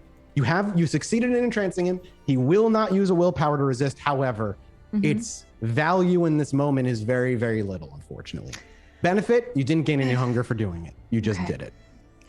Really, Dread Gaze is your only shot. Your only shot at stopping him in his tracks. Technically, would he run away from Dreadgate if he's? He would try and run. He would try. I mean, Red Gaze would unless you critically won where you would lock him in his place. Okay. Which is what you did with Ollie, which is why it was so powerful in that moment. Okay. So interestingly, he does listen, and as you're saying these things, we'll say that's when entrancement happening. Yeah. He literally thinks for a minute, and he thinks for a minute, is he gonna actually open up to you? While why don't we have you do that first, and then we'll say you said that. Make your roll. Let's actually get some use out of entrancement here. We'll swap when they happen in combat. Give me a manipulation persuasion roll with your added benefit from entrancement. But again, you got to word it very particularly, and he's got to believe you, so it's going to be hard, but we'll see. Okay. If you critical, then we can we can talk. No crit, and you have no willpower. I have no willpower. 3 is not enough. He will not stop. It's okay. You activated it. You didn't get any hungrier. He turns to leave. Dakota and Ollie, rolls, please. What point do I give up on this? When does Fury Frenzy stop? Okay, got Is it. that what you asked? Yeah, like at what point? Yeah, when your target is dead or you're in torpor. Yeah, Frenzy is until you're done and out, or you've killed your target. Do I have to kill him or just put him in torpor? I That would believe be- it says, I'll check. I'll double check. 5. But I'll say 5 for Ollie. No, 5 for Dakota. 4 plus my 5 Plus your potence, so you are going to be, you were able to hold her well at this point. Let me double check that rules question for you, Dot, because that is important. Because if he goes into torpor and that's enough, then that's good. Cause like I'm cool if he just drops into torpor like that. Cause remember Dakota didn't want him dead. Like her real want is to see him come to justice. So that's the beast real want. Yep. Now I'll read it verbatim. A vampire in fury frenzy stops at nothing to tear the cause of the propagation to pieces, often together with anyone nearby, friend or foe. After destroying the subject of their ire, the vampire can make a willpower test of difficulty 3, or 5 other enemies remain standing. Success ends the frenzy. So killing him gives you a chance to fall out of it. Does he have to come back for me though? When his frenzy kicks back in, that's the danger. He's trying to get himself out, and you don't know where he's trying to go, if he can even get anywhere. All right, well then, I imagine at this point you see just like blood running out of Dakota's eyes. She's begging to let me out. Yeah, please. Okay, next round, I use my last willpower point, and I'm going to make a rouse check because he's going to try and lose Ava in this moment. And this could put him, what is he at? He's at hunger. Am I at hunger 5? I'm at 5. hunger 5. Yeah, you're at 5. This is going to put him out, but he's got to get away because you're right behind him, and Come on. he's out. As he turns to turn and run, you watch as he clutches at his sides really tensely, and then he just like a board just falls forward, and you just hear on the concrete. God damn, I was trying to blink away. If I'd gotten out of your vision, he had something waiting for him. He might have been able to get out before the frenzy took him back over. So he's just torpored. He's just torpored. He's hunger torpored. He's out. He sticks at where his health is, and he sticks at where his hunger is at this point on. We do not fall out of combat, however, because Dakota is still frenzying. She can't supernaturally know that he's taking. Oh, you haven't ripped him to shreds. So, Ava, you see that happen. That happens on your turn. I'll just call to Rat Tail throw that if in he's there. around. Okay, yeah. As you shout, Rat you Tail, actually- he's out. Yeah. Okay, he runs out and he looks. He's like, "Oh fuck! Oh fuck! Are we in trouble?" That's the sheriff. He's like, hands up. He's like, Not anymore. "What do you mean not anymore? Of course he's still the fucking sheriff. It's Sheriff Hodges. He's not dead. You didn't kill him." And it's like No. a clear panic. He's in torpor.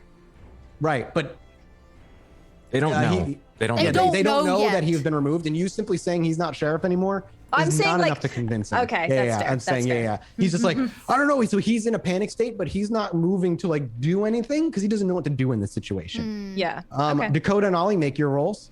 I just rolled a 4. Okay, 4 versus. Let's see here.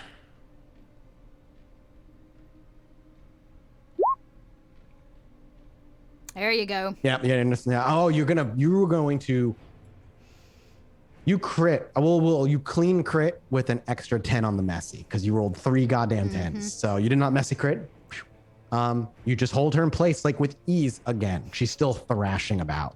Can I call out? I call out to someone like There's a I just wanna crowd get, of people around, and it's at this point now we're about 25 seconds into the combat. It's clear there's a few bouncers that are crawling out of the crowd. I'm gonna call out to like Edith. The couple bouncers are jog forward at this point. He's like, anything here for the night? What the fuck is happening? And it's as she's thrashing, it's like clear. She's lost it. Yeah, she's like lost herself to the fucking beast. And he elbows the guy behind him and he reaches into his boot and he pulls out a makeshift stake. He's like, hold her fucking still. Ollie got like 14 yeah, successes. You got, yeah. And so with those rolls, you wrench her chest back and you like hold her high enough where you're still thrashing, but enough where she's still, and they make a roll. And with those successes, they don't need to make an attack. And they just jam the stake with with like a metal end at the tip, right into her chest. And just as it pierces the skin, mid thrash, everything goes limp. Her eyes are completely wide. Her face just goes slack, and she no longer is moving. The crowd is now silent, though the music is still playing. It's as Ollie kind of comes Mathis, to. would I not have had a chance to willpower that turn? If you wanted to use your last willpower. If people came in the room, Dakota would have used her willpower. Absolutely. So before the stake is wraps. out, use your last willpower. As you use your last willpower, when you fall out of frenzy from here on, you're going to take a -2 to all social and I think physical rolls until your willpower returns. Yeah. As they approach and there's like, she's lost it and whatnot, you use your willpower at that point. And Dakota goes, no, he made me frenzied. Hodges! I like yell, trying to shout his hold name. it back again. Yeah. And then as you say that, they still kind of hold their stake and they're like, they kind of look back and the one with the stake Dakota will open her chest up. Like she wants them to know this was not her losing that control, right? Like 100%. She wants them to do this. Yep. And as he elbows the guy who was with him and he actually he points up to the stairs, it's like, he went that way, go. And then he comes over and just in the chest as Dakota's shouting to do it while she still has control. And then she's like, and as it hits, she goes slack in Ollie's arms. Yeah. Like I said, it's at this point as the chaos kind of calms, you realize the whole crowd has gone silent. The only thing you can hear is the music playing in the background. There's no chatting, no jovial conversation. It is pure dead silence. Ava, as you're up there and you're looking around and Rattail is like not sure what to do. One of the other bouncers rolls up and Rattail's like, oh fuck, it's the sheriff. And the guy doesn't say a word. He just reaches behind Rattail and pulls a stake out of his belt and just walks over to the sheriff, kind of rips open some clothes. You at that point, as he rips the shirt off, can see the little green thorn in his side before he reaches up and he clearly doesn't notice. And he just like jams it into there and just like hits it a few more times because he's like clearly scared. And he's like, I don't know. I think that's good. Fuck, help me with this. And he looks to Rattail and you to help bring him back down. Yeah, I'll help. He will end up dragging him back downstairs into the room where the battle ended up starting in the first place. Where would good Dakota, go ahead. Question. Okay, couple things. So he induced my fury frenzy using a ability. Spark of rage. Does it? So it's just like basically all he does is frenzy. It's not like a magical a mystical frenzy. Okay. Nope. It literally just sparks your beast, and you have to make a resist roll versus his thing. So does the torpor break the frenzy? It stops the frenzy. It should stop the frenzy from this point on. Yeah. Okay. When you come back, you'll just be hungry as fuck. Well, we'll get there. Yep, we'll get there. Yeah, he's not going to immediately. Well, I'm only at hunger 3. Because if you do see the sheriff, there's a chance he might now just trigger a fury frenzy because it's fresh. However, you watch Ollie as you carry over Dakota and put her down. Where would you put her? I don't think Ollie would put her down. I think Ollie's gonna kind of hold her and let everybody know, like, Hodges ain't the sheriff anymore. No point in even acting like it. There's muttering about, and somebody actually in the crowd goes, "You could be fucking lying to save your own ass." I mean, you can go ask someone who matters. But I'll stand here. He threw the first punch. And anyone here who's gonna try to stand against it, I got the marks on my arms, and I'm gonna guess that bash in the wall back there was where he started some shit.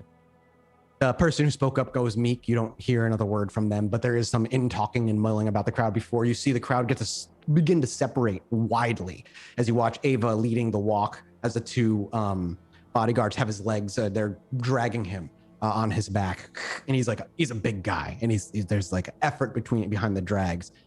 Ava, you see Dakota with a stake sticking out of her chest, being held and cradled by Ollie, the other bouncer, and it's the 3 bouncers now all together with the bringing him to the room as they drag him in, and they hoist him up onto the table, placing his hands up across and looking to the 3 of you, like, before Rattail steps forward.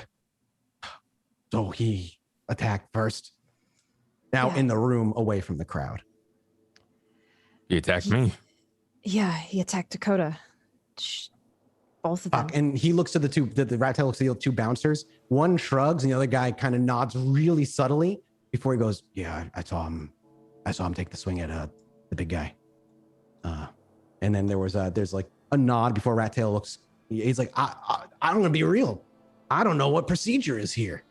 You telling me he ain't sheriff no more, but I don't have to proof beyond your word. Call the hound. Yeah. Oh, good idea. He does a sharp whistle. Somebody else comes in, not one of the bouncers. He's like, get a hold of the new hound. Damien.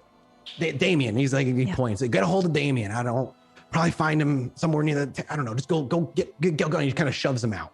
It's a Nosferatu, clearly, that kind of walks in and he leaves. And he looks to back to both of you. I want to leave this guy in here, lock the door. I don't want to deal with anything. I just don't. Are you sure you got his heart? And the other guy shrug nods. He's out. He's out. We gotta move her out of the room. She can't see him. Yeah, we got a back room. We can take you through. We can put you through the crowd. I don't want you to go out through the crowd either. God knows what that could stir. Come on. And he ushers you. He walks over to Edith's door where he pulls out a big honking iron key. He jams it in there, clicks it before he pulls out the key and puts it back into his pocket. And the door scraping against the concrete swings inward, and you all walk into a very empty room. There is nobody here, no smell of smoke in the air, no lingering personal security. It's still her room, but she's nowhere to be found. And he just quickly ushers you all in before shutting the door and leading you to one of the two back doors. He just opens one. He's like, this is going to lead straight out into the sewers. You should find yourself just north of the ivory tower when you get out of here. It's a long walk. It's going to be a while, but it's safe. Yeah, well, she's going to be moving first. I need to make sure she's up and moving. So I got to pull her out of this. Yeah.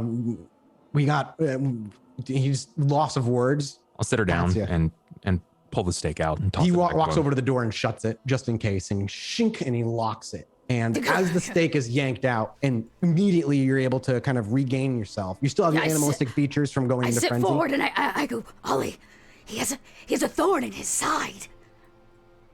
I saw it too. We have to get it out. It's the only proof we have. I mean, you want me to go back in and pull it out? No, well. You think anybody else can do this? Wait, I heard everything they said, right? Because I'm just a torpor. You were a torpor. You were 100. You're aware. So Dakota goes, no, we should wait on Damien. Let Damien pull it out. Prove it's somebody else, not us. All right. I mean, if you both saw it, then all I can do is trust you. And Dakota throws her arms around Ollie's neck. Ava also kind of standing watching. Go ahead, please, Ollie. That's all he says. I'm so sorry. For what? There's no words. It's just, I'm sorry. As you hug, and go ahead, please. I'm glad you two are okay. That was really scary for a minute. He was trying to leave, and then I think he exhausted himself and went out. Well, I guess that's best case scenario. Yeah. Dakota runs over and hugs Ava too. Remember when I said earlier today, whatever's on the other side? Yeah. I can see it. Me too. There's the silence that settles. Uncomfortable maybe at first, but soon into a relaxing and enjoying the peace and quiet. Rat Tail leaves one of the bouncers with you while he goes out and handles watching the sheriff with the other. And, trust that you'll be all right. Do you all leave or do you wait for Damien, right? Oh, no, I'm waiting. Before long, maybe about 2 hours of time pass before through the back door, the other back door, not the one that he tried to send you through, out walks that Nosferatu and Damien right behind him. Damien in a baby chorus t-shirt and tattered jeans with sneakers on. And he just kind of looks around and he sees you. You would call it surprise. He just kind of gently opens his eyes a bit and he goes, oh, okay. Everything okay with you three? Yeah, we're all right.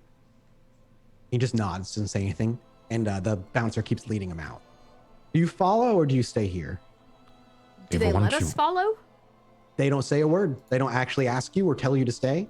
So if you all follow, Just let me know. Yeah. Is it going like out of game? Is it going to cause an issue? Like, is she going to go into a Dakota. rage? Back No, into at frenzy. this point, no. A couple hours have Okay. passed. It's All not right. as immediate and raw as if it was like a couple minutes. All right, then yeah, I'll follow. Yeah, I say I'm good, really.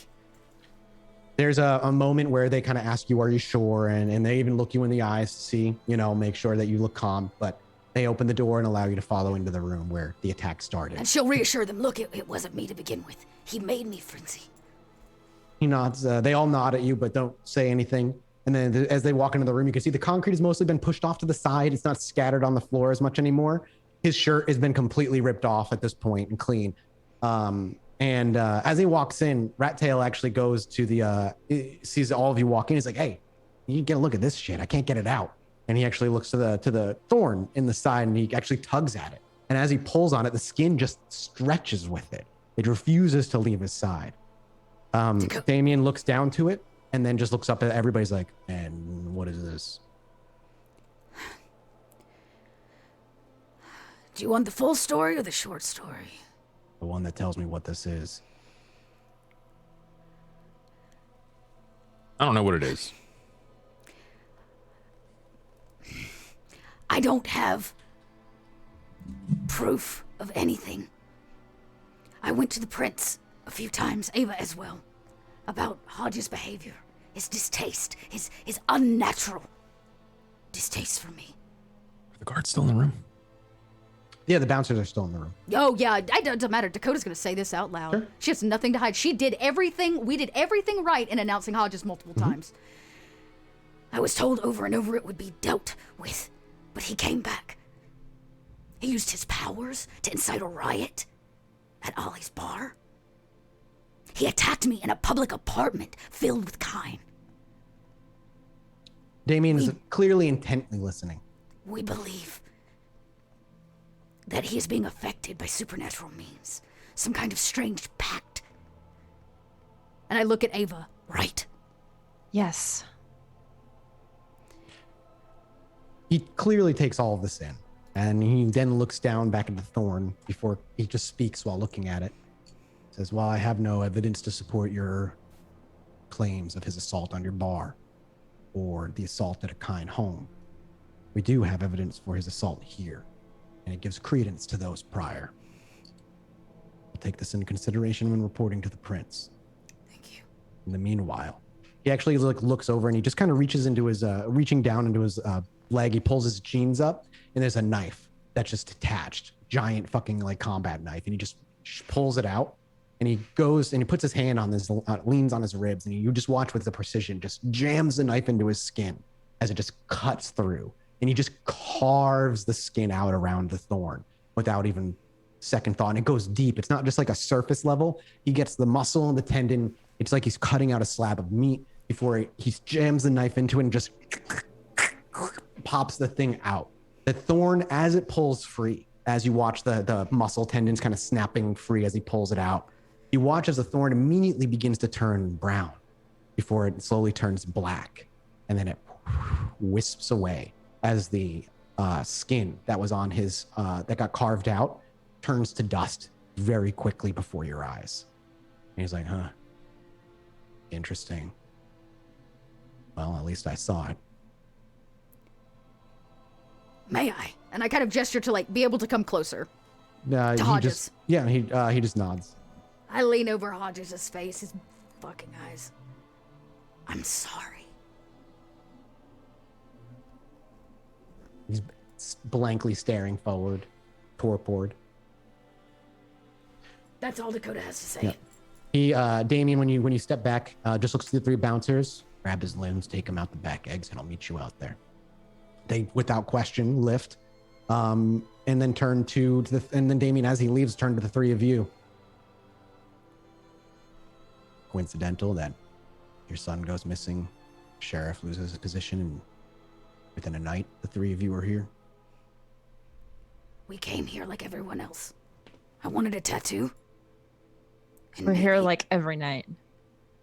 Or at least she is. and He Ollie- nods. He nods. He simply nods and says, And he goes, This and isn't Ollie learned this evening of his son's disappearance. an unfortunate coincidence then. I imagine this won't be happening regularly. I certainly hope not. And I hope that you can find any evidence of what's happened to my boy.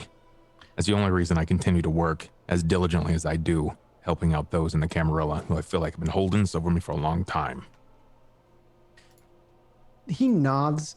You watch as you're both clearly speaking in vagaries and hinting at things. There's a clear understanding between the two of you, or just say the four of you, as he speaks and you speak back, in that he knows that something went on, that you may have been here to provoke by chance, maybe, or not, but whatever happened, it continued. But he's very clearly on your side. Yeah.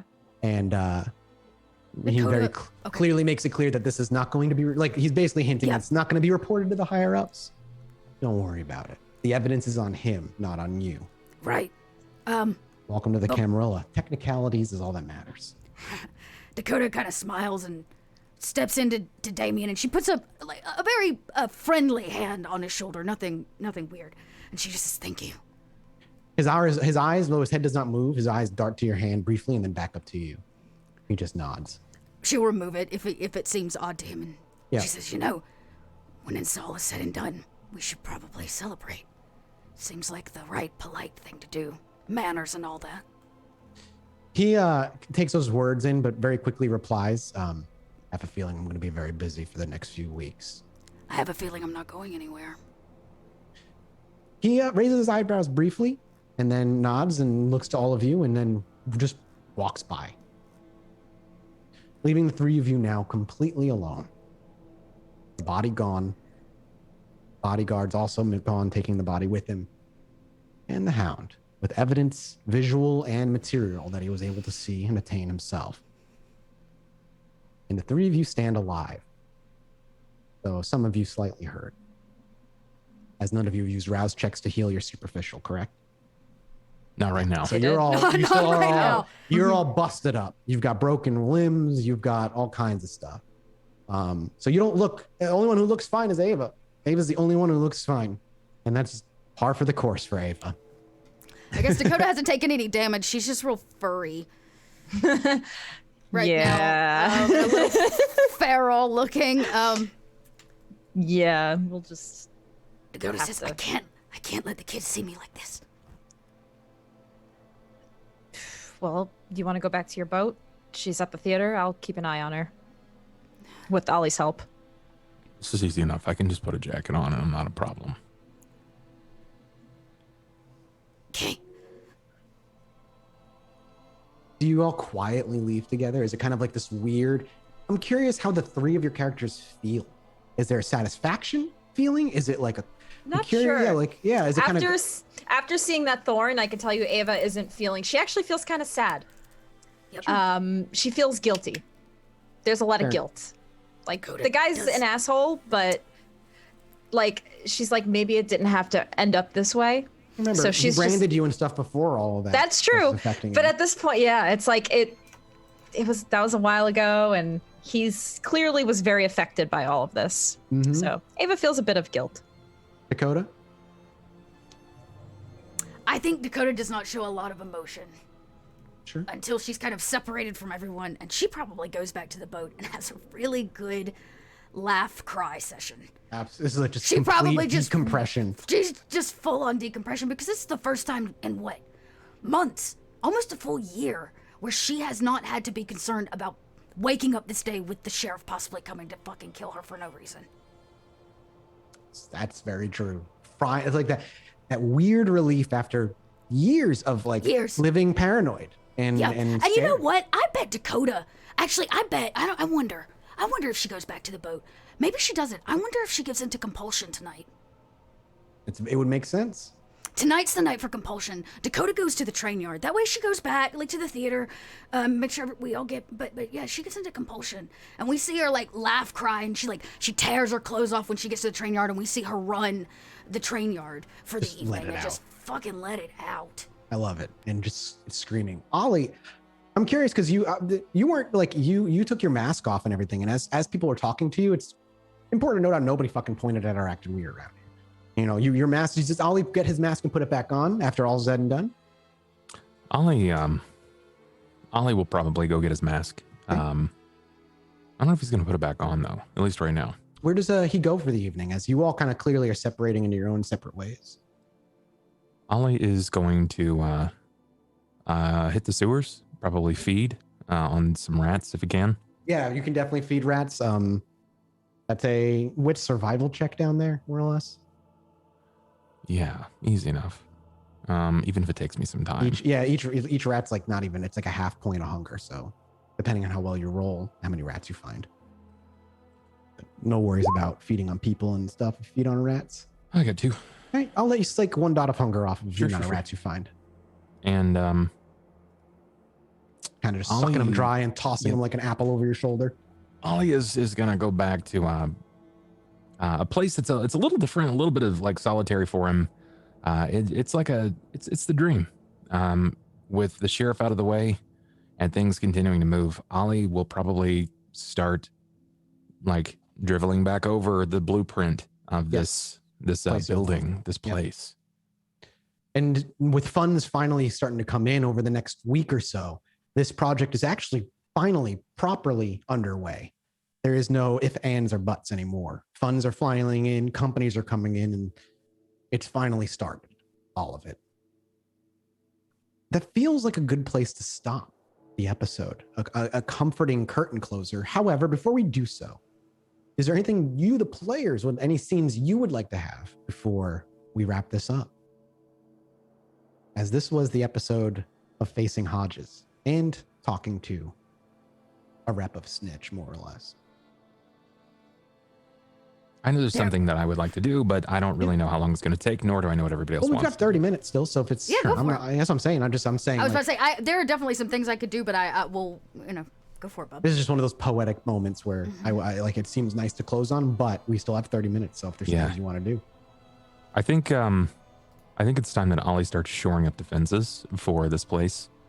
So he's going to seek out his new friend in the yards, the Witch of the Yards. Ah, okay. So, what we want to do with, mechanically speaking, you basically want to spend experience into putting wards on this. It's like a haven merit. Yeah. Is what we were looking to do here.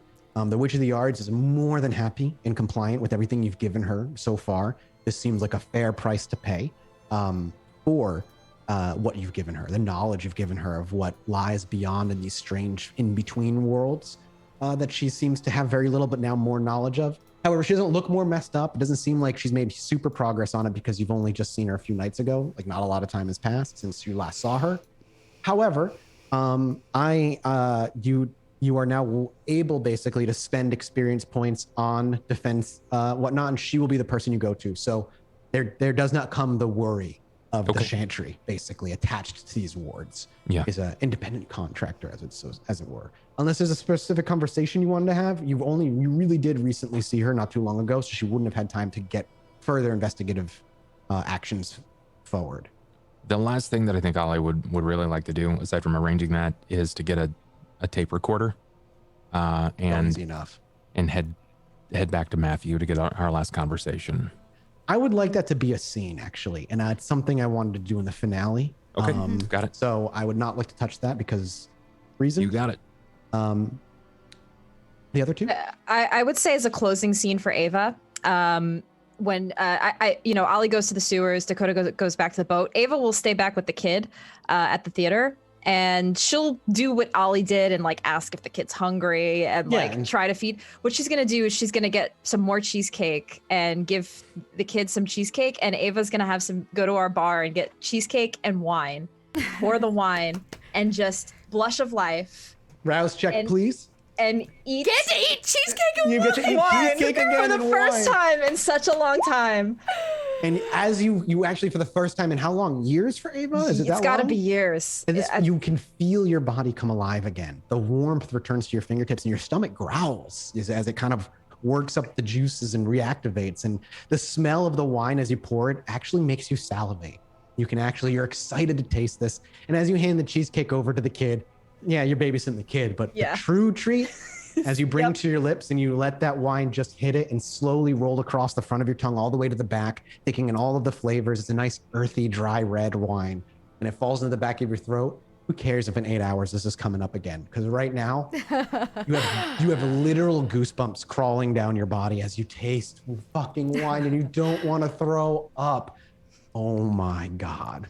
And you actually like, because you have lungs right now that are working, you actually take a deep breath.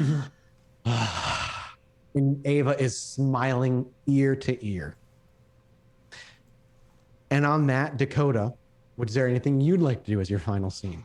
You know what? So I think after Dakota runs compulsion, which is just like necessary. Yeah, it's just just kind of like getting it out, crying, laughing. Yeah. She actually will come back. You're by the way, you have no willpower, so you're like doing this at an exhausting rate. But it's enough. And I think we see Dakota really debate coming back in the theater, but I think she does, and I think she lets Hannah see her. She lets you see you all beat up? Dakota's not beat up. Oh, that's at true. all. Dakota is Ollie is. Dakota so is. You want to just see Hannah. You want Hannah to catch your gaze. I think I walk in and sit down, Ava and her enjoying Dakota, and then you see Ava and is Ava in the back or is she next to the kid? Is she like sitting a few rows up? Or I'm just curious where she is in the movie theater when Dakota walks in. She's in the back, just like in a zen moment. Yeah, she's watching the kid, but she's like 5 rows away, quietly sipping wine as you walk in. But Dakota's all kind of beasted out. Like her ears are furry. Yeah, your ears are furry. You've got kind of like these animalistic eyes going. Like you always do. My claws are out, and she doesn't want to scare the little girl. Hopefully, she doesn't find it scary, but she doesn't feel like she can lie about it anymore. Like, so you walk forward.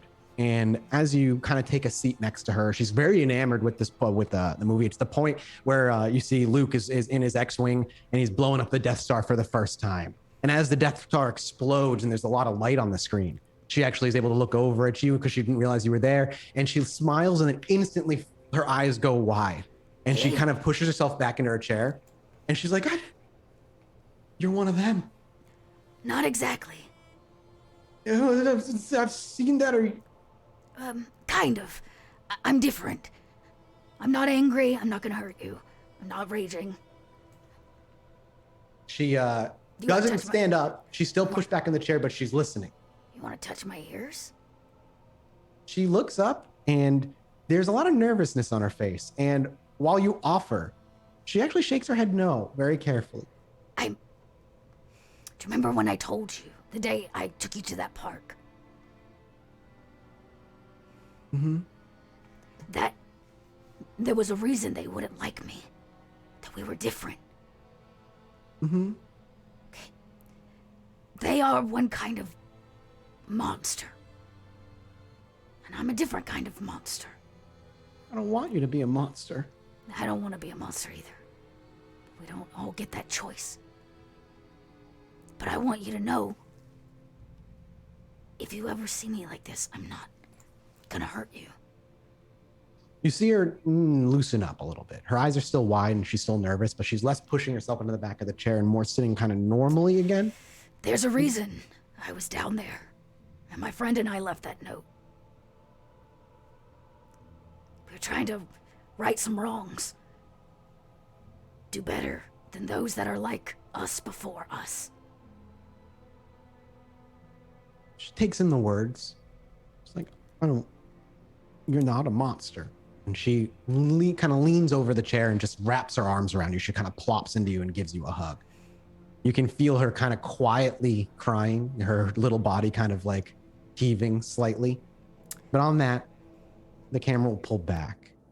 And does Dakota smile when she hugs? Do we see a gentle smile on Dakota's face as she maybe hugs back and closes her eyes on that smile? I might even like set her in my lap so we can finish watching it together. Yeah, and Dakota fucking loves this movie too. Yeah, you sit her on her lap and she's like still hugging you, but she's watching out of the corner of her eyes as she leans into you. And there's the credits begin to roll. So does the scene end, and we'll pick up for our finale next week. The end of season 2 is here, everybody. All right. Well, Woo. Awesome episode, everybody. You all lived. Great app. You We all did it with the lived. sheriff. Y'all, We that is took because the him dice out. were in our favor. They You also really were. exhausted your willpower pools. You used as many like abilities and tricks that you could pull out that was not because you didn't have to use your resources. Oh man, I guess we'll talk about the yeah. after show. I got real worried that Dakota was gonna have a sheriff sandwich, a little nom nom before the No, show. it might have She was happened, getting man. real hungry, real fast. We did it. We fucking did it. You The did, chat I'm was proud of you all. definitely having an intense time. in I there. hope so. It was intense. I was using every trick I had. I had everything I could do. But he's limited by his blood pool, much like He you is. all are, no matter Poor man, how he old really you just- are. Yeah, he just really used through it so quickly and like, wow. Because he can only re-roll And you abilities had some level bad 2 and rolls, under. Mathis. Oh, I had Yeah. awful Yeah. rolls, constant Really bad awful rolls. rolls. But that's just how it works sometimes. I have man. to That's just how say- it goes. All of it was worth it to get to badass dodge his first punch. Just That was just I fucking don't sick. know that there is a better feeling in the world to be like, nope. Yeah, one defense, you can't do anything. He has an my God. 8 die pool and he rolls fucking one goddamn success. Watching him try to beast out of the grapple like 3 times in a row just Yeah. to see him fail. I was like, yeah, And that is this feels well satisfying. deserved. Yeah, you guys like, I can't. He couldn't do anything. You're just too much. It's all at once. One of you, I bet you, he would have been okay. Okay. Yeah. Maybe even 2 of Yeah. you if he didn't roll so badly. Yeah. But man, I don't know. Dakota- All right. yeah, Anyway, yeah. we got to talk about this in We'll the definitely, after show. definitely talk Yeah, about we it in got the a lot to after talk show. about and here. of course, this after show will still be a private one, but our next after show will be a live one because it's yeah, going to live be the after season show. finale one. We like to give some closure to people. So Mathis can at least answer some questions. And of course, the cast can answer perspectives from their characters. So if you have any burning questions, definitely bring them to that after show. But today we'll be wrapping up. So thank you all for a wonderful episode. Thank you all for watching and tuning in. Or if you're watching this on YouTube, thanks for reliving the action with us. The time zone weirdness does change back to normal. So we will be back to 10 a.m. Pacific, 6 p.m. UK time, which I know sucks for some people because that means you have to get up earlier to be able to make it. It was to the nice show. sleeping in for 1 hour more today. Yeah, 1 hour I'm not more. gonna lie, I did enjoy sleeping in a little bit. And I did sleep in for sure. I didn't just stay up or I like, oh, I'm gonna wake up normal time. No, I slept in. It was great. I did the same thing. Sometimes I woke up just to remind you all that we were starting an hour late, Yeah. but not today. I was like, Yeah. I'm going to sleep in. Yeah. And of course, we have some goodies up on our Patreon. Well, it'll be up in a couple more minutes here. We will have our Ascension MP3 and After Show coming out. So if you want to check that out, you can go over there, as well as we'll have our Ascension Tower floor GM notes coming. And there's a whole bunch of other goodies. We've got an interview with Mathis up there, all kinds of Patreon stuff that you want to check out, old character sheets and monsters and NPCs and Let's say stuff like that. Monster So if Hunter that Rise, interests you, right? maybe will we get an update on Hodges? I think you already released his. Yeah, right? the character sheet has been released. If there's questions about his past that people want to know, that might be something to throw my way because I can give Ooh. you his backstory. He did have a little Maybe- basic backstory that kind of drove him before the Fae interaction. Yeah, if you kinda could happened. write that up and send that over Yeah, to I'm down, I'm Bentham, down. he can get that up. That'd be Give awesome. like a couple paragraph, maybe like a 1-page breakdown of kind of just his up and coming life. Because Yeah, that's people would love that's that. it. That's an OG sheriff gone now. Like that Yeah. because remember when we started this, Yep. Chicago didn't exist. There was no Chicago book, so I had to build my own government. And Hodges has been there since episode 1. He has been around, so he's gone now. Yep. Yeah. Farewell. So if you'd I like wonder what they're access gonna to, do with them. so if you'd like access to that, definitely go check it out at patreon.com/rollforward. That is the primary way that you can help support us over there. It allows us to pay our lovely cast members and keep the show running, telling amazing stories all over the place. And of course, we will be having another show after this one. It will be our Mass Effect Mercs Chapter 2. So if you're interested in checking out more Mass Effect action, definitely come tune in. We'll have more stuff coming. And, maybe there'll be more VTM down the line. Well, you'll have to stay tuned to find out what's going on with that. Yeah, so support us over on Patreon. There's all kinds of goodies, including things like MP3s, as well as behind the scenes GM goodies, character sheets. I'm sure for after season 2 is over, we'll put those character sheets up as well. And you can get in a privately GM'd Legend Tier game with one of our cast members, which is always fun. Beyond that, you can support us right here on Twitch by becoming a Twitch subscriber. You get access to the VODs in advance, as well as some lovely emotes. You can get access to those emotes over on our YouTube channel if you become a YouTube member. And if you're a patron, a YouTube member, a Twitch subscriber, you get access to our private Discord channel where you can ask us questions. All of our cast members are there, as well as a lot of fun other conversations happen. People play games. We have a great community. So if you want to come check it out and have fun, it's a good time to talk about Roll For It and hang out and meet new people. Beyond that, we just appreciate you all being here, supporting us, retweeting, sharing, being on all our social platforms, sharing the love. All of those little things help and go a long way. We don't necessarily need monetary support all the time. So we understand if you can't support us monetarily, that's okay. And with that, I'm going to check if we got any donations, and I'll read off those messages. But in the meantime, I'll let our lovely cast members tell you where you can find them at, because not only do they do wonderful RP here, they also have their own projects that they're working on, and we'd love to give them an opportunity to share that. So we'll start a little differently. We're going to kick it off with our storyteller, Mathis Games. Hello. When you are not tormenting the rest of our cast members and making them worry that they might get punched to death, what are you doing? Hey, man, that's what I do. Other than that, right now, I've been streaming a bunch. Monster Hunter Rise came out, so I'm like playing a lot of Monster Hunter right now. On the YouTube channel, I just played a game called Lust from Beyond. It's terrible. It's awful. And if you want to laugh at it, well, go watch. It's great. Other than that, I have another vampire show I do with a few of the people here. It's called Stitch of Fate. It's a podcast, not a Twitch show. It's, one episode a week and an hour long. I'd like to think, still very vampire feeling, but I like to think that the flavor of that show is a little different than this one. So if you want to see what that's like, how that's going along, go check that out.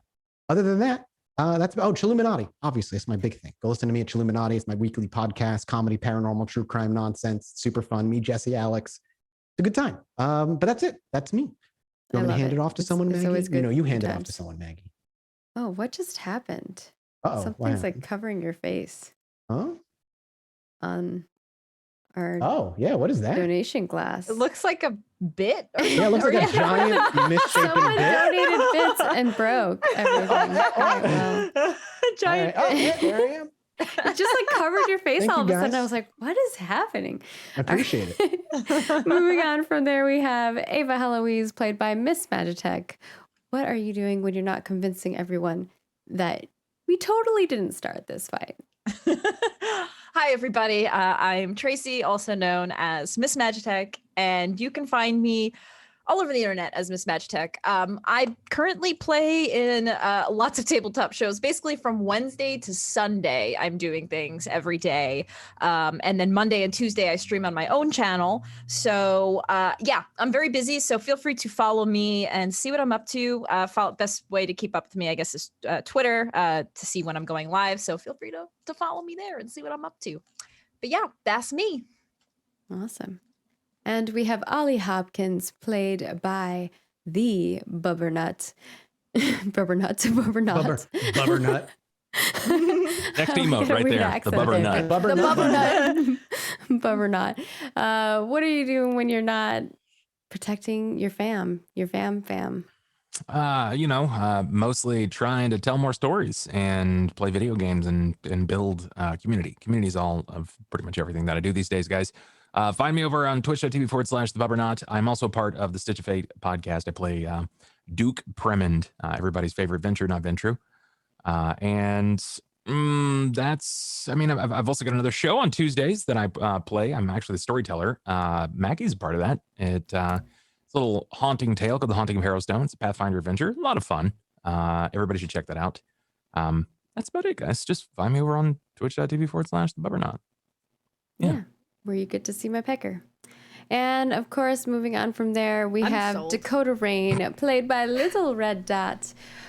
What are you up to when you're not letting the beast take over? Well, I'm Dot, Little Red Dot online at all the places. Right now I'm super busy. I'm doing a lot of producing right now, gang. So check me out. Producing kind of all over the place. Working for Kobold Press. So if you like 5e, we got 5e with some flavor over with Kobold Press. And, I'm part of that same little podcast I've been talking about, Stitch of Fate. So you can check me out there. And then I got some really exciting stuff coming down the pipeline. Stott's doing like some new things for tabletop, but I can't talk about it because of super secret contracts. So like, you're just gonna have to wait, and then I'll tell you. But you gotta keep showing up until I can tell you. That's true. So see how that works? Don't go anywhere. So that I can finally tell you. So I got all kinds of things down the pipeline, but follow me on social for all those things, and catch me here, my home away from home. All right. And with that, I don't see any other donations. So we're going to wrap things up. We're going to go record an after show. And we will see you all next week for the grand finale of season 2 of Silence of Shadows. Bye, everyone.